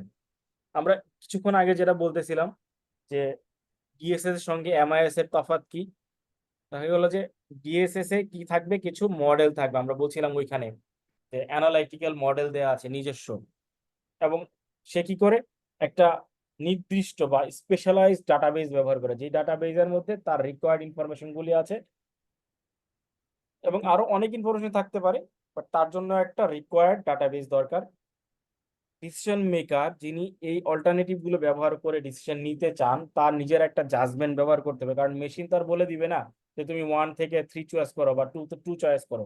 তো যিনি ডিসিশন মেক করবে তার নিজের একটা জাজমেন্ট অ্যাপ্লাই করতে হবে, এবং ওই বিজনেসে তার একটা বেসিক নোহাউ থাকতে হবে, যেটাকে আমরা এখানে ওন ইনসাইট বলতেছি। তার নিজের ভিতর থেকে একটা অভিজ্ঞতা থাকতে হবে, নিজের থেকে কিছু বলার বা করার ইয়েটা থাকতে হবে। দেন আছে হচ্ছে interactive computer based modelling. Interactive কেন বলছি আমরা? কারণ একটা ডিএসএস সিস্টেম সব বিজনেসে পারফর্ম করতে পারবে না। তাহলে যেই বিজনেসে আমি ডিএসএস করতে চাচ্ছি, ওই বিজনেসের রিকোয়ারমেন্ট অনুযায়ী আমাদেরকে রিডিজাইন করা লাগতে পারে, রি-ইঞ্জিনিয়ারিং করা লাগতে পারে ডিসিশন সাপোর্ট সিস্টেমটাকে। এই জন্য এখানে an interactive computer based modelling process বলা হয়েছে, কারণ ওই প্রতিষ্ঠানের জন্য যদি ইন্টারেক্টিভ না হয়, তাহলে ওইখান থেকে সঠিক সিদ্ধান্তটা আমরা পাবো না। এইটুকু হচ্ছে ডিসিশন সাপোর্ট সিস্টেমের একদম বেসিক পার্ট।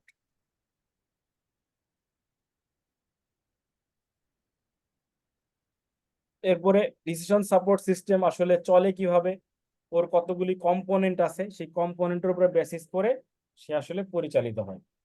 ওই কম্পোনেন্ট গুলোকে অনেক ক্ষেত্রে আমরা মডেলও বলে থাকি। তাহলে ডিসিশন সাপোর্ট সিস্টেম রিলাই করে বা ডিপেন্ড করে মডেল বেজের উপরে, যেই মডেল বেজের উপরে ভিত্তি করে সে বিভিন্ন অল্টারনেটিভ গুলো প্রোভাইড করে বেসড অন ডাটাবেজ। ওই ডাটাবেজে সে কি করে একটা ভাইটাল সিস্টেম অ্যাপ্লাই করে ওই রিসোর্সটাকে ব্যবহার করে ডিএসএস সফটওয়্যারের মাধ্যমে কম্পোনেন্ট গুলোকে কম্পিউটারাইজ সিস্টেমে অ্যানালাইসিস করে ওখানে ইনফরমেশন গুলি প্রোভাইড করে বা বিভিন্ন ভেরিয়েবলস প্রোভাইড করে, যেটা আমরা একটা অল্টারনেটিভ বলেছি। তাহলে আমরা যদি নিজেরা কোনো কাজ করতে চাই, সে আপনি হলো কিছু ভেরিয়েবল অ্যানালাইসিস করতে চান, অডিটর মানুষ আমরা ওটাও মাথায় এক্সাম্পল আনতে পারি। আমরা রেভিনিউ নিয়ে কাজ করতে পারি, এক্সপেন্স নিয়ে কাজ করতে পারি, প্রফিট নিয়ে কাজ করতে পারি। তাহলে প্রফিট নিয়ে অ্যানালাইসিস করলে আমার তাহলে কি কি ইনফরমেশন অল্টারনেটিভ গুলো লাগবে, এগুলো আমরা নিয়ে কাজ করতে পারি।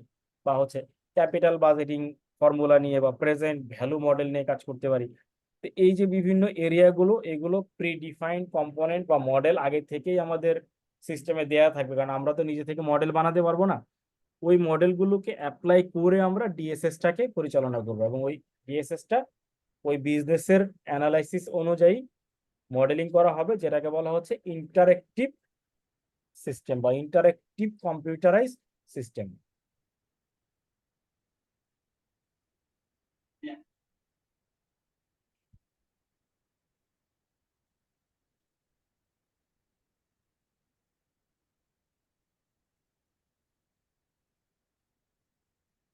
এখানে একটা কম্পারেটিভ ইনফরমেশনের চার্টচিত্র দেওয়া আছে, যে ডিসিশন সাপোর্ট সিস্টেম কোম্পানির ভিতরে বিভিন্নভাবে সহযোগিতা কিভাবে করতে পারে। তো এটা তো বাংলাদেশি বই না, এই জন্য বাইরের এক্সাম্পল গুলোকেই হাইলাইট করা, যে ডিসিশন সাপোর্ট সিস্টেম সাপ্লাই চেইনের ক্ষেত্রে ভালোভাবে সহযোগিতা করে, এবং ওইটার এক্সাম্পল বা বেস্ট এক্সাম্পল হচ্ছে ডেল, ওয়ালমার্ট, অ্যামাজন। দেখবেন যে যারা ওয়ালমার্টের সম্বন্ধে জানেন বা শপে গিয়েছেন, দেখবেন ওরা এভরিডে ডিসকাউন্ট দেয়। বা হচ্ছে যে অ্যামাজনে দেখবেন যে এভরিডে ডিসকাউন্ট দেয়। অনেক ক্ষেত্রে আমরা এমনও তথ্য শুনেছি যে ম্যানুফ্যাকচারারের চাইতেও ওয়ালমার্ট বা অ্যামাজন বেশি ডিসকাউন্ট দিতে পারে, বা ম্যানুফ্যাকচারারের যে সেলিং প্রাইস, ওই সেলিং প্রাইসের নিচেও ওয়ালমার্ট অ্যামাজন বিক্রি করতে পারে। এটা কেমন হাস্যকর ব্যাপার মনে হইতে পারে আপনাদের কাছে, বাট এটা সম্ভব হয়েছে শুধুমাত্র সাপ্লাই চেইনের ব্যবহারের কারণে বা সাপ্লাই চেইন ম্যানেজমেন্ট সিস্টেমটাকে ইফেক্টিভলি ব্যবহার করতে পারার কারণে। আমরা কি আরো এটা ডিটেল জানার প্রয়োজন আছে, না আমরা সামনে স্যার চলে যাব? একটু যদি ব্যাপারটা মানে কনসেপ্টটা ক্লিয়ার করে দিতেন, মানে সাপ্লাই চেইন কি স্ট্র্যাটেজি নেওয়াতে দেখা গেল ম্যানুফ্যাকচারের চাইতেও আমি সেলার হিসেবে কম টাকায় বিক্রি করতে পারতেছি। হ্যাঁ, এইখানে একটা গুরুত্বপূর্ণ ইস্যু আছে, যে আমরা যেহেতু ফাইন্যান্সিয়াল ম্যানেজমেন্ট নিয়ে পড়াশোনা করি, তো আমাদের কস্ট অফ ক্যাপিটাল বলে একটা বড় এরিয়া আছে। যে কোনো বিজনেসেই কস্ট অফ ক্যাপিটাল, যদি আমার ওন ফান্ডও জি হয় স্যার। তারপর আমরা কস্ট অফ ক্যাপিটাল কনসিডারেশনে নেই। তো এই অ্যামাজন বা ওয়ালমার্ট ওরা যেহেতু অনলাইন মার্কেট, ওদের নিজেদের ওন প্রোডাক্টের চাইতে ওরা যেটা করে ফ্রাঞ্চাইজ প্রোডাক্ট বেশি নেয়। মানে নিজে একটা ওয়্যার হাউস বা নিজে একটা সেল সেন্টার বা নিজে একটা online e commerce portal develop করার পরে তারা নিজের থেকে কোনো প্রোডাক্ট পারচেস করে না। তো কিছু কিছু করে, একদম যে 100% করে না তা না, কিছু প্রোডাক্ট নিজেরা পারচেস করে সেল করে। কারণ কিছু কম্পোনেন্ট আছে যেটার জন্য ওইরকম ডিফাইন্ড কোনো সাপ্লায়ার পাওয়া যায় না, যারা নিজের থেকে ক্রেডিটে বা ওই শপে গিয়ে বিক্রি করতে চায়। যেহেতু ওইটা একটা ইন্টারন্যাশনাল মানের শপ, সব ধরনের প্রোডাক্ট থাকতে হবে, এই জন্য ওই শূন্যতা পূরণ করার জন্য কিছু প্রোডাক্ট তারা নিজেরা পারচেস করে ক্যাপিটাল দিয়ে। আর বেশিরভাগ প্রোডাক্ট তারা আসলে সরাসরি ম্যানুফ্যাকচারারের সাথে একটা ফ্রেম কন্ট্রাক্টে যায়। ফ্রেম কন্ট্রাক্টে যায়, তাদের মেইন মোটোটা হচ্ছে এরকম, যে তারা কোনো প্রোডাক্ট নগদ টাকায় কিনবে না, তাদের কাছ থেকে প্রোডাক্ট তারা নিবে, নিয়ে তাদের শোকেসে বা ওয়্যার হাউসে উঠাবে। কাস্টমার অর্ডার করলে ওইখান থেকে ডেলিভারি হয়ে যাবে। কাস্টমার পেমেন্ট করলে তার নির্দিষ্ট কমিশন কেটে রেখে বাকি টাকাটা ওই প্রোডাক্টের ওনারকে বা ম্যানুফ্যাকচারারকে তারা পেমেন্ট করে দিবে। তাহলে আমার যদি কোনো নিজস্ব ক্যাপিটাল এখানে ইনভেস্টমেন্ট না থাকে, আমার নিজস্ব কোনো সেলসম্যান না থাকে, আমার নিজস্ব কোনো এখানে ক্যারিং লোডিং আনলোডিং না থাকে, তাহলে আমি তো প্রফিট কম করলেও চলে। তাহলে ম্যানুফ্যাকচারার যে প্রাইসে বিক্রি করার সময় তারা একটা ডিলার প্রাইস এবং একটা ট্রেড প্রাইস ডিক্লেয়ার করে। ট্রেড প্রাইসটা মূলত আমরা দেখি, ডিলার প্রাইসটা আমরা দেখি না। এই শব্দটা আমরা তো ক্লিয়ার নাকি? জি স্যার, এটা ক্লিয়ার স্যার। হ্যাঁ, যদি আমরা ট্রেড প্রাইস দেখে থাকি তাহলে ট্রেড প্রাইসের সাথে ডিলার প্রাইসের মাঝখানে নির্দিষ্ট একটা গ্যাপ অবশ্যই থাকে, এবং ওই ভালো প্রতিষ্ঠানগুলো তাদের ট্রেড প্রাইসের নিচে কখনোই রিটেল করতে পারে না। তাইলে আমি একজন ক্রেতা, আমি যদি ওয়ালমার্টের গিয়ে একটা প্রোডাক্ট কিনতে চাই, কথার কথা যে স্যামসাং এর বা ডেলের একটা ল্যাপটপ কিনতে চাই, ডেলের একটা ট্রেড প্রাইস ঘোষণা করা আছে, ওইটাই হলো ওয়ালমার্টের এমআরপি। ওয়ালমার্ট কি করলো, একটা ক্যাম্পেইন চালায়, ওইখানে 5% ডিসকাউন্ট দিয়ে দিল, যেটা ডেল দিতে পারবে না। তাহলে ওয়ালমার্টের প্রফিট হওয়ার কথা ছিল, আমরা আইডিয়ালি চিন্তা করি হয়তো 10%। সে তার যেহেতু এখানে কোনো ক্যাপিটাল ইনভেস্টমেন্ট নাই, অ্যাডিশনাল কোনো কস্ট নাই, শুধু সে সে শপটা করে বসে আছে বা অনলাইন মার্কেট পোর্টালটা করে বসে আছে, সে এখানে একটা সেল ক্যাম্পেইন চালাইলো যে আমি অ্যাডিশনাল 5% ডিসকাউন্ট দিব। তখন দেখা যায় যে ওই ডেলের যে ওন শোরুমে যে প্রাইসে বিক্রি করতেছে ট্রেড প্রাইস, তার চাইতে আমরা এখানে আরো 5% কমে পাইতেছি। আমি খুব সংক্ষেপে বলার চেষ্টা করলাম, ডিটেইলে আরো অনেক ব্যাপার জি আছে। স্যার। তো এইটা হচ্ছে বেসিক ডিফারেন্স, যে ওয়ালমার্টে অ্যামাজনে গেলে তারা এই সাপ্লাই চেনের উপর বেসিস করে তারা, কারণ সাপ্লাই চেনটা তারা এমনভাবে ম্যানেজ করেছে যে আমরা কাস্টমার একটা প্রোডাক্ট কেনার সাথে সাথে ওই কোম্পানির ওই প্রোডাক্টের ওনার জেনে যায় তার একটা প্রোডাক্ট বিক্রি হলো, বিক্রি হওয়ার পরে আমরা পেমেন্ট করার পরে অটোমেটিক্যালি কমিশনটুকু কেটে রেখে, বা ওখানে শিপিং কস্ট আলাদা করে দেওয়া থাকে, শিপিং কস্টও কেটে রেখে ওই ওনারকে পেমেন্টটা তারা ফরওয়ার্ড করে দেয়। তো যেহেতু ওনার অ্যাসিওর্ড যে প্রোডাক্ট বিক্রি হওয়ার সাথে সাথে আমি টাকা পেয়ে যাব, তাহলে সে আর এখানে কোনো ডিলে করে না বা তার প্রোডাক্ট দিতে কোনো কৃপণতা থাকে না। কিন্তু অন্য অন্য অনেক প্রতিষ্ঠানে প্রোডাক্ট দেওয়ার পরে, প্রোডাক্ট সেল হওয়ার পরে তার টাকা চাইতে হবে, বা ইনভয়েস পাঠানোর পরে তারা টাকা পাঠাবে, তাদের সাথে কমিউনিকেশন করার ব্যাপার থাকে। এইখানে কোনো ব্যাপার নাই, প্রোডাক্টটা বিক্রি হওয়ার সাথে সাথে তারা টাকা পেয়ে যায়। সাথে সাথে বলতে হচ্ছে পেমেন্টের সাথে সাথে, পেমেন্ট হইলেই ওখানে নির্দিষ্ট অ্যামাউন্ট কেটে তারা আসলে পেয়ে যায়। তো এই পদ্ধতিতে বিক্রি করা আর নিজের শোরুম থেকে বিক্রি করার মতো তফাৎ নাই আসলে, কিন্তু তারা আসলে সেলটা বেশি করতে পারে, অনেক বেশি সেল হয়। আমরা আর ডিটেল না যাই, আমরা জাস্ট বেসিকটা বোঝার চেষ্টা করছি এখানে। এরপরে আমাদের প্রাইসিং এ কিছু বেনিফিট থাকে, বা হিউম্যান ক্যাপিটালে কিছু বেনিফিট আমাদের থাকে। হিউম্যান ক্যাপিটালের বেনিফিট হচ্ছে আমরা যদি প্রপার সাপোর্ট সিস্টেম ব্যবহার করতে পারি, তাহলে ওইখানে আমাদের লজিস্টিকে অনেক কিছু সেভ করার সুযোগ থাকে। তো এই যে আমাদের বিভিন্ন অপরচুনিটি গুলো, এইগুলো আসলে আমাদের proper supply chain management system ব্যবহার করার কারণে বিজনেস হাউসে ডেফিনেট বেনিফিট গুলো এনশিওর হয়।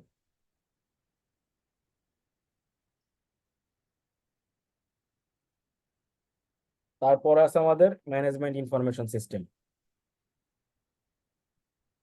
এটা তো আমরা মোটামুটি সবাই প্রাইমারিলি জানি, একটু আমরা দেখি, দেখে তারপরে আলোচনা করব।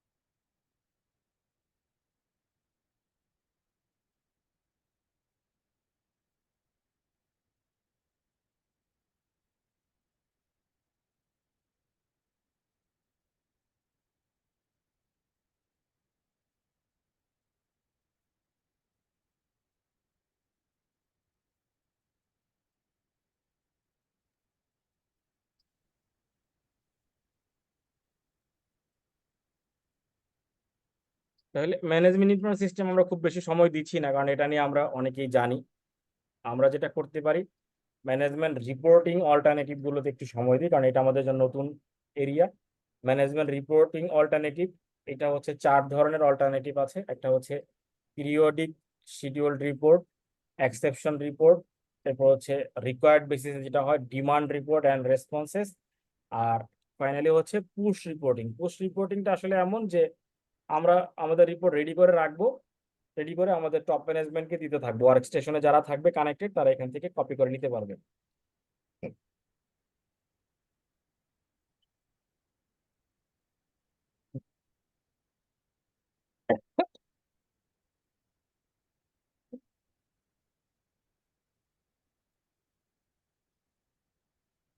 এর পরেরটা হচ্ছে আমাদের online analytical processing, OLAP। Online analytical প্রসেসিংটা আসলে যদি আমরা বেসিকটা বলি, যে বিভিন্ন পার্ট থেকে ডাটা সংগ্রহ করে অনলাইনের মাধ্যমে প্রসেস করে আমাদের যে রিকোয়ার্ড ইনফরমেশন বা এক্সট্রাক্টটা দরকার, সেই এক্সট্রাক্ট প্রোভাইড করাটা হচ্ছে OLAP-র পার্ট। তাহলে OLAP আমাদের কি কি করবে? সহযোগিতা, ম্যানেজারদেরকে ইন্টারেক্টিভলি ইনফরমেশন এক্সামাইন করার বা ম্যানিপুলেট করার সহযোগিতা করবে, এবং এই ক্ষেত্রে যেটা সহজ হয়, লার্জ অ্যামাউন্ট অফ ডাটা একসাথে কনসলিডেটেড উপায়ে অ্যানালাইসিস করা যায়। যেহেতু আমরা অনলাইন বেজে করি, সেক্ষেত্রে আমরা অনেক ওপেন ইনফরমেশন পেয়ে যাই, ডাটা ওয়্যারহাউস থেকে ডাটা পেয়ে যাই, মাল্টিন্যাশনাল ডাটাবেস থেকে, যদি পাবলিক ফর্মে থাকে। আর যদি সেটা সিকিউরড ভার্সনে থাকে, তাহলে ধর ওইখান থেকে আমরা ডাটা কপি করতে পারবো না বা ডাটা রিট্রাইভ করতে পারবো না। এই এরিয়াগুলো কাভার করে অনলাইন অ্যানালিটিক্যাল প্রসেসিং এর মাধ্যমে ডাটাগুলিকে প্রসেস করা হয়। তাহলে আমরা উপরের একটা চিত্র দেখি, এটা দেখলে অনলাইন অ্যানালাইটিং এর একটা বেসিক আমরা আইডিয়া পাবো, এবং এখানে পুশ সিস্টেমে বা বিভিন্ন সিস্টেমে যে ডাটাগুলি আসে সেটাও আমরা এখানে দেখতে পাবো।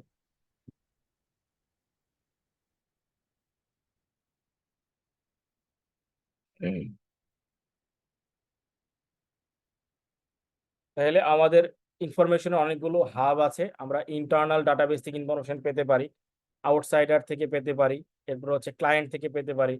হ্যাঁ, এই যে বিভিন্ন ইনফরমেশন আছে, এইগুলো একসাথে নিয়ে প্রসেস করার প্রক্রিয়াটাই আমাদের পরের ধাপে এসে অনলাইন অ্যানালাইটিক্যাল প্রসেসিং হয়ে যাবে। অনলাইন অ্যানালাইটিক্যাল প্রসেসিং এ দুইটা মেজর এরিয়া আছে, যে আমাদের একটা হচ্ছে ডাটা কনসিলিডেশন করা লাগবে, অনেক ডাটা একসাথে করে আমরা একসাথে করে তারপরে কমপ্লেক্স সিস্টেমটাকে রোল আপ করে আমরা ডাটা অ্যানালাইসিস করব। আবার ওইটা থেকে কিছু ডাটা আমাদেরকে ড্রিল ডাউন করে সেপারেটও করতে হবে রিভার্স সিস্টেমে বা আমাদের রিকোয়ারমেন্ট অনুযায়ী, অথবা অটোমেটিক সিস্টেমেও আমরা কিছু ডাটা ড্রিল ডাউন করে এখান থেকে সেপারেট করতে পারি।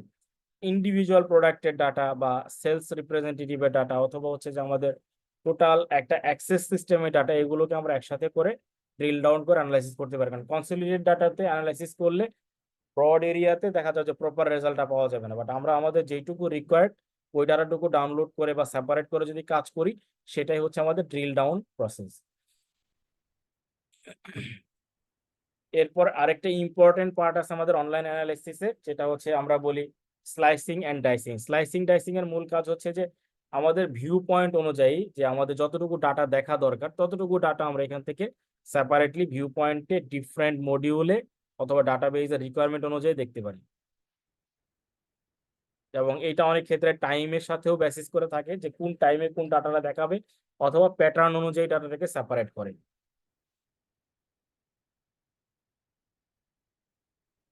অনলাইন অ্যানালিটিক্যাল প্রসিজার সবচেয়ে বেশি ব্যবহার হয় মার্কেটিং এবং সেলস অ্যানালাইসিসের ক্ষেত্রে। এটা হচ্ছে একদম বেস্ট ওয়ান প্রসেস। এরপরে ডাটাবেজ মার্কেটিং এর ক্ষেত্রে এবং বাজেটিং এর ক্ষেত্রে। আর আমরা যদি ডিটেইলে না যাই, তাহলে হচ্ছে যে আরেকটা পার্ট আছে যেটা click stream data.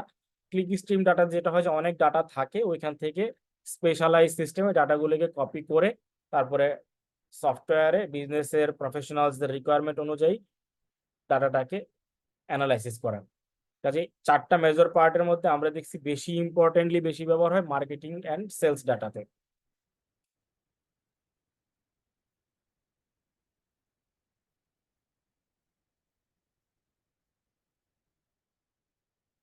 Real life example গুলো যদি একটু সময় নিয়ে পড়তে পারেন, আমার ধারণা যে আমরা যে টপিকস গুলো আলোচনা করতেছি এটা সবার ক্ষেত্রেই খুব হেল্পফুল হবে আর কি। আমরা বিজনেস ইন্টেলিজেন্সের মধ্যে আছি। বিজনেস ইন্টেলিজেন্সের মেজর এরিয়াগুলো আমরা কভার করলাম, আর এর বাইরে একটা আছে data mining. Decision support system. Decision support সিস্টেমে আমরা ডিসিশন কিভাবে ব্যবহার করতে পারি, কতগুলো অল্টারনেটিভ অ্যাপ্রোচ অ্যাপ্লাই করা। তো ওইখানে দেওয়া ছিল যে আমাদের what if analysis, sensitivity analysis, goal seeking analysis বা ডাটা অপটিমাইজেশন অথবা অপটিমাইজেশন অ্যানালাইসিস।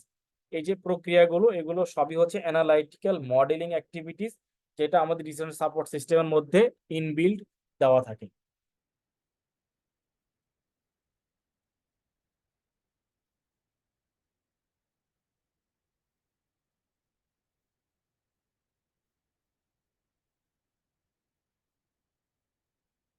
ডাটা মাইনিংটা আসলে তখনই ব্যবহার করা যায় যখন আমাদের আসলে নিজস্ব একটা ডাটা ওয়্যার হাউস থাকে। ডাটা ওয়্যার হাউস নিয়ে আমাদের ডিটেইল আলোচনা এখানে নাই, খুব সংক্ষিপ্ত করে আছে। ডাটা মাইনিং এর পার্ট হচ্ছে আমাদের ডাটা ওয়্যার হাউস, অথবা যেটাকে আমরা ডাটা রিপোজিটরি বলি, আবার অনেক ক্ষেত্রে বলা হয় মেটা ডাটা, যে অনেকগুলো ডাটা একসাথে নিয়ে যখন কাজ করা হয় তখন ওইখান থেকে আমাদের রিকোয়ারমেন্ট বেসিসে ডাটাটাকে তুলে আনার পার্টটাই হচ্ছে ডাটা মাইনিং প্রসেস। তো ডাটা মাইনিং এর মেইন পারপাস হচ্ছে যে ডিসিশন সাপোর্ট সিস্টেমে ম্যানেজারদেরকে তাদের রিকোয়ারমেন্ট অনুযায়ী প্রপার ডাটাটা প্রোভাইড করা।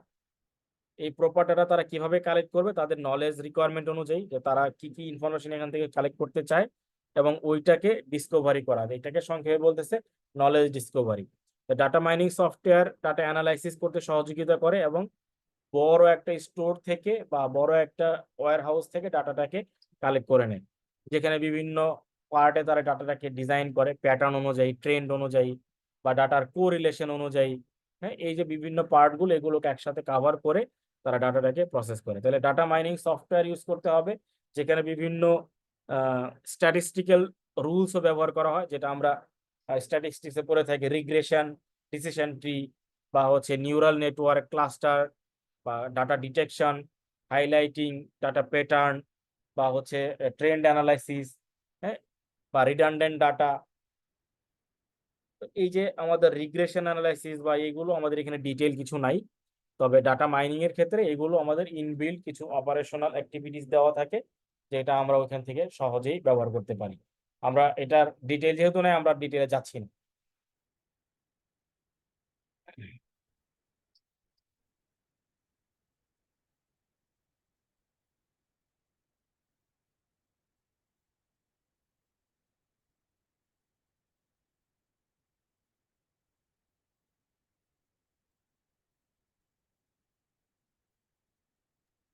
স্যার Then আমরা আছে উপরে থিওরিগুলো কি স্যার পড়বো না স্যার? এগুলো স্যার উপরে দিয়ে কয়েক কিছু রেখেছিলেন, জি স্যার, এগুলো ক্রস সেলিং, না, নিচের গুলো এগুলো স্যার, নিচে এগুলো করবো না ওইরকম না, এগুলোতে আসলে খুব ডিটেইল কিছু নাই, বেসিক।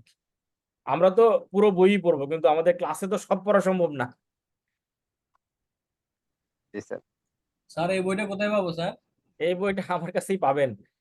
দুঃখিত যে আগের দিন আমি যে মেইল করেছিলাম আপনাদেরকে, ওই মেইলে 25 মেগাবাইটের বেশি হওয়ার কারণে অনেকেরই পারমিশন নিতে হয়েছে, পরে আবার আমি বিভিন্ন সময় পারমিশন দিয়ে দিয়েছি। বাট এখন আমি চেক করে দেখবো মেইল করার আগে, যে আসলে যদি ওটা এক্সিট করে তখন ড্রাইভে দিয়ে ওই এডিটর পারমিশন দিতে হবে আর কি, ওপেন করে দিতে হবে। এটা ওই দিন আসলে খেয়াল করা হয়নি তাড়াহুড়োর মধ্যে। অনেকেরই দেখছি আমার কাছে মেইল চলে আসছে, পরে আবার আমি ওইগুলোতে পারমিশন দিয়ে দিয়েছি। স্যার অথবা আমাদের বাবন ভাইয়ের ইয়া নিতে পারেন স্যার, হেল্প নিতে পারেন মামুন তো বাবন ভাইয়ের থাকেই, এই মেইলে তো মামুন আছে। স্যার এই আমরা পাই না মেইলে স্যার। ঠিক আছে, আমি স্যার যে গুগল মেইলটা লিংক শেয়ার করে দিলেও রিপ্লাই পাবো টু স্যার। অল, সরি বুঝতে পারি নাই। স্যার আপনি ওই গুগল ড্রাইভে লিংক শেয়ার দিয়ে দিলে আমাদের, আমরা ভিউয়ারে ভিউ করে, এডিট না দিয়ে ভিউয়ার দিলে ভিউ করে নিতে পারবো। ওইখানে পারমিশনের প্রয়োজন হবে না স্যার। আচ্ছা ঠিক আছে, তাহলে এটা ওইটাই কি করবো। আমাদের সার্টিফিকেট লেভেলেরও যে ওব্রায়ানের যে বইটা ইউজ করতে হবে, এটাই কি সেটা? জি, ও তাহলে তো অনেকের কাছে থাকার কথা। অনেকের সার্টিফিকেট কাছেই আছে, অনেকের কাছেই আছে। তারপরও আমরা এটা দিয়ে দিব, কেটে দিয়ে দিব আপনাদেরকে। অনেকের কাছেই আছে এবং এটা অনলাইনেও অ্যাভেলেবল পাওয়া যায়। এটা কোন ভার্সনটা? এটা মনে হয় 10th version. 10 version. Okay sir.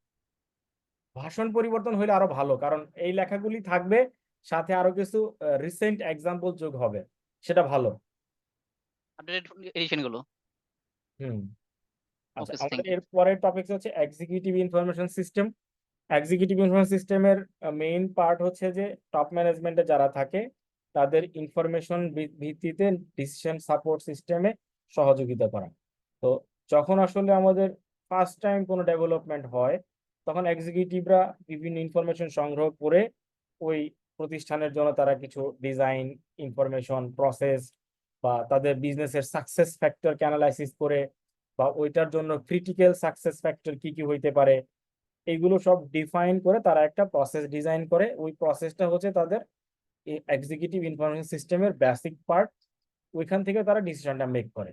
তাহলে আমরা যদি এক্সাম্পল আকারে বলি যে কোনো রিটেল চেইন শপ যদি কোনো ডিসিশন নিতে চায়, তাহলে তাদের ই কমার্স ভার্সাস ট্র্যাডিশনাল বিজনেসকে মাথায় রেখে তাদের ক্রিটিক্যাল অ্যানালাইসিস করে এবং প্রোডাক্ট লাইন বা প্রোডাক্ট মিক্স এগুলোকে সাকসেস বা ক্রিটিক্যাল সাকসেস এরিয়া অ্যানালাইসিস করে তাদেরকে একটা ডিজাইন ডেপ্লয় করতে হবে। এই যে এক্সিকিউটিভদের যে প্রক্রিয়াটা বা বিজনেস প্রফেশনালসদের যে প্রক্রিয়াটা, এই প্রক্রিয়া সহজ করার জন্য এক্সিকিউটিভ ইনফরমেশন সিস্টেম বা ইআইএস এর ডেভেলপমেন্ট। ইআইএস এর বেসিক কিছু ফিচার দেওয়া থাকে। বেসিক ফিচারের মধ্যে দেখা যায় যে ওখানে ইন্টারফেসে থাকে, গ্রাফিক্যাল ইউজার দেওয়া থাকে, গ্রাফিক ডিসপ্লে করতে, কারণ ওরা তো অ্যানালাইসিস করে বিভিন্ন পার্ট থেকে এটাকে ডাইমেনশনাল ওয়েতে দেখার চেষ্টা করে, কম্পারেটিভ ওয়েতে বা পার্সেন্টেজ দিয়ে চার্ট আকারে। তাহলে এই পার্টগুলো এক্সিকিউটিভ ইউনিট সিস্টেমের একটা বেসিক পার্ট, এবং তারা মিডল ম্যানেজমেন্ট বা বিজনেস প্রফেশনালসকে ফিজিবিলিটি অ্যানালাইসিসের মাধ্যমে তারা একটা ইনফরমেশন বেসড করে টার্গেট বা বিজনেস প্রসেস ডেভেলপ করে দেয়। এবং এইটার জন্য অনেক ক্ষেত্রে দেখা যায় যে ডিফাইন্ড সফটওয়্যারও পাওয়া যায় মার্কেটে, যেটাকে আমরা ইআইএস সফটওয়্যার বলি, অথবা কখনো কখনো সফটওয়্যার প্যাকেজের মধ্যেও ইআইএস সফটওয়্যারগুলি থাকে। তাহলে এন্টারপ্রাইজের এই ইএসএস, ডিএসএস, এমআইএস বা ইআইএস এইগুলো পরিচালনা করার জন্য এন্টারপ্রাইজ কি করে নিজস্ব পোর্টাল প্রিপেয়ার করে, এবং ওই পোর্টালে তারা ডিসিশন সাপোর্ট সিস্টেমে সবগুলো কম্পোনেন্টকে ডেপ্লয় করে। তো পোর্টাল বা সিস্টেম ডেভেলপ না করে ডিএসএস করা যাবে না। আর ডিএসএসটাকে তারা আরেকটু অ্যাডভান্স লেভেলে করার জন্য, যখন যেহেতু ক্রস বর্ডার বিজনেস, দেশে বিদেশে বা বিভিন্ন লোকেশন থেকে বিজনেস পরিচালিত হবে, এই জন্য তারা যেটা করে ওয়েব এনেবল বিজনেস অ্যাপ্লিকেশনটা ডেভেলপ করে নেয়। মানে ওয়েবসাইটের মাধ্যমে তারা এটা করে, তাহলে যে কোনো পার্ট থেকেই এই বিজনেসের ইনফরমেশনগুলোকে রিট্রাইভ করা যাবে, অ্যানালাইসিস করা যাবে, এবং বিজনেস ডিসিশনগুলি নেওয়া সহজ হবে। তাইলে ওয়েব এনেবল বিজনেস অ্যাপ্লিকেশনের মধ্যে কি কি থাকতেছে আমাদের? এমআইএস, ডিআইএস এবং এমআইএস, ডিএসএস এবং ইআইএস। এই সবগুলোকে কাভার করে এন্টারপ্রাইজ নিজের যে পোর্টালটা বানায় ওইটাকে বলে এন্টারপ্রাইজ ইনফরমেশন পোর্টাল, বা সংক্ষেপে ইআইপি। তাহলে web base interface and integration of MIS, DSS and ES, এটা হচ্ছে আমাদের ইআইপি, মানে এন্টারপ্রাইজ ইনফরমেশন পোর্টাল। তাহলে যেই পোর্টালে এন্টারপ্রাইজের এমআইএস, ডিএসএস, ইআইএস সবকিছু ডিজাইন করা থাকবে টেকনোলজিক্যালি, তার রিকোয়ারমেন্ট অনুযায়ী তার ইউজারদেরকে ইন্টারনেটের মাধ্যমে অ্যাক্সেস দিতে পারবে অ্যাক্রস দ্য ওয়ার্ল্ড অথবা যে কোনো এরিয়া থেকে।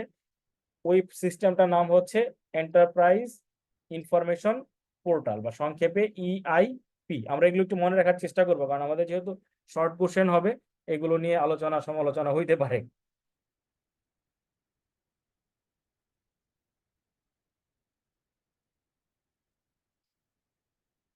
আমাদের আরেকটা ইম্পর্টেন্ট টপিকস আছে, নলেজ ম্যানেজমেন্ট সিস্টেম। এটাও আমাদের নলেজ ম্যানেজমেন্ট সিস্টেমটা নলেজ লেভেলে ছিল। নলেজ ম্যানেজমেন্ট সিস্টেমে এখানে আমরা দুইটা পার্ট খেয়াল করি। একটা হচ্ছে যে নলেজের বেস, আমরা যে সিস্টেমটা ডেভেলপ করতে চাচ্ছি সেটা কোন নলেজ বা কোন ইনফরমেশনের বেসিস করে প্রিপেয়ার হবে। সেক্ষেত্রে কি হবে, আমার ইনফরমেশনগুলি স্টোরেজের একটা প্রয়োজন আছে, এবং ডাটাটাকে ডিসিমিনেট করার একটা প্রক্রিয়া আছে, এবং বিজনেস নলেজটা এখানে টেকনিক্যালি ডিফাইন করতে হবে। তাইলে ওয়েবসাইট তখনই আমার নলেজ ম্যানেজমেন্ট সিস্টেম হবে যখন এটা নলেজ বেস থাকবে for storage and dissemination of business knowledges. আমি ওই জায়গাটা একটু মার্ক করে দিই, একটা লাইনে এখানে বলা আছে শব্দগুলি।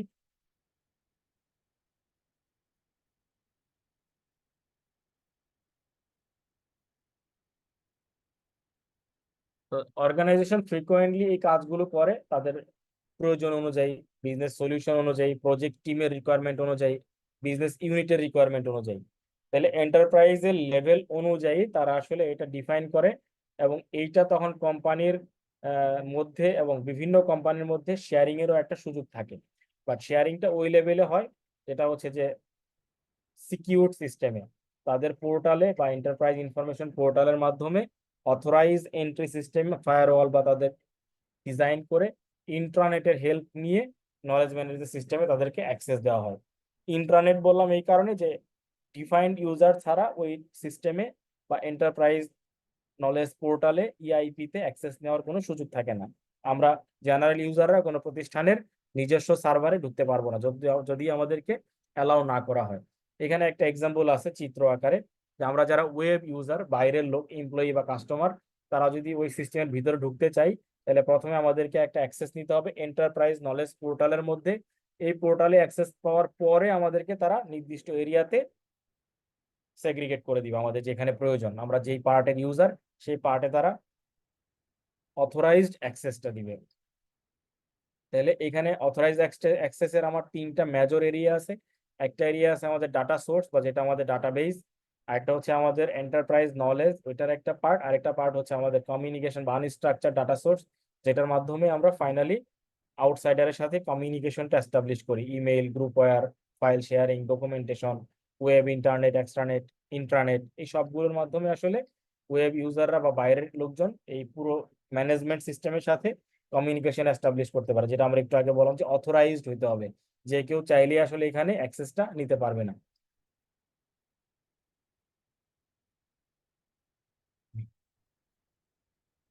তো আমাদের তো দেখা যাচ্ছে আর্টিফিশিয়াল, চলে আমরা আর্টিফিশিয়ালে আজকে যাব না, কারণ আর্টিফিশিয়াল সিস্টেমটা বেশ বড় এরিয়া, আজকে শেষ করা যাবে না।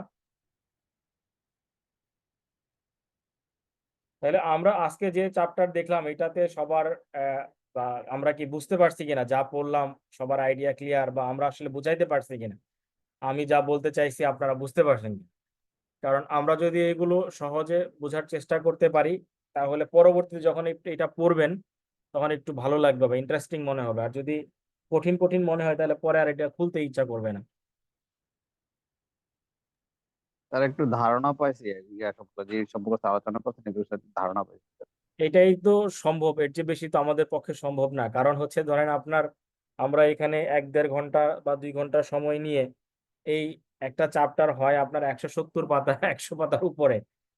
তো যদি 2টা টপিকস কভার করেন তাহলে হয় প্রায় 200 পাতার কাছাকাছি। এটা সম্ভব না, আমাদের কিছু এরিয়া স্কিপ করতে হয়, কিছু এরিয়া ধরেন ভাষা ভাষা বলতে হয়, যেগুলো মনে হয় যে খুবই ইম্পর্টেন্ট বা এটা আমাদের অন্য টপিকসের সঙ্গে কানেক্টেড, ইন্টার রিলেটেড, তখন ওইগুলোতে আমরা একটু বেশি এমফেসিস করি, যেন আমাদের সবার নলেজটা ডেভেলপ করে পরবর্তী চ্যাপ্টারে বা পরবর্তী টপিকস পড়তে গেলে আমরা লিঙ্ক করতে পারি।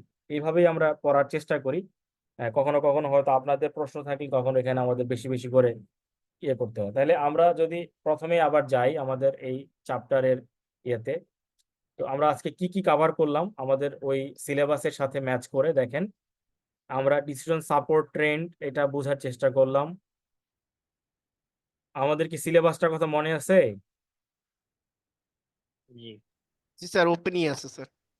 আচ্ছা, তাহলে আপনারা ওর সঙ্গে একটু ম্যাচ করায় দেখবেন যে আমরা কোথায় কি দেখতেছি। এরপরে decision support system, management information system, analytical using decision support system, EIS, decision support সিস্টেমের পোর্টাল, এন্টারপ্রাইজ পোর্টাল, এবং নলেজ ম্যানেজমেন্ট সিস্টেম। এইগুলো আমাদের দেখেন ওখানে কোন কোন টপিকস কভার করে ওইটা হাইলাইট করেন। আর পরের দিন আমরা যেটা কভার করব এই যে এক্সপার্ট সিস্টেম, নিচে দেখেন একটা লাইনে বলা আছে আর্টিফিশিয়াল ইন্টেলিজেন্স, মানে আমরা লাস্টের দিকে 6 এবং 5-এ।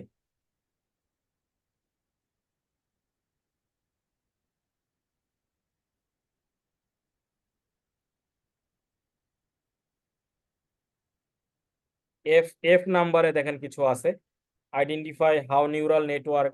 হ্যাঁ, এই যে এই পার্টটুকু যখন আমরা দেখব তখন আমাদের সবগুলো কভার হবে। তো এইটার একটা টেবিল আছে, আমরা একটু আপনাকে দেখায় রাখি, আগামী দিন আমাদের বুঝতে সহজ হবে।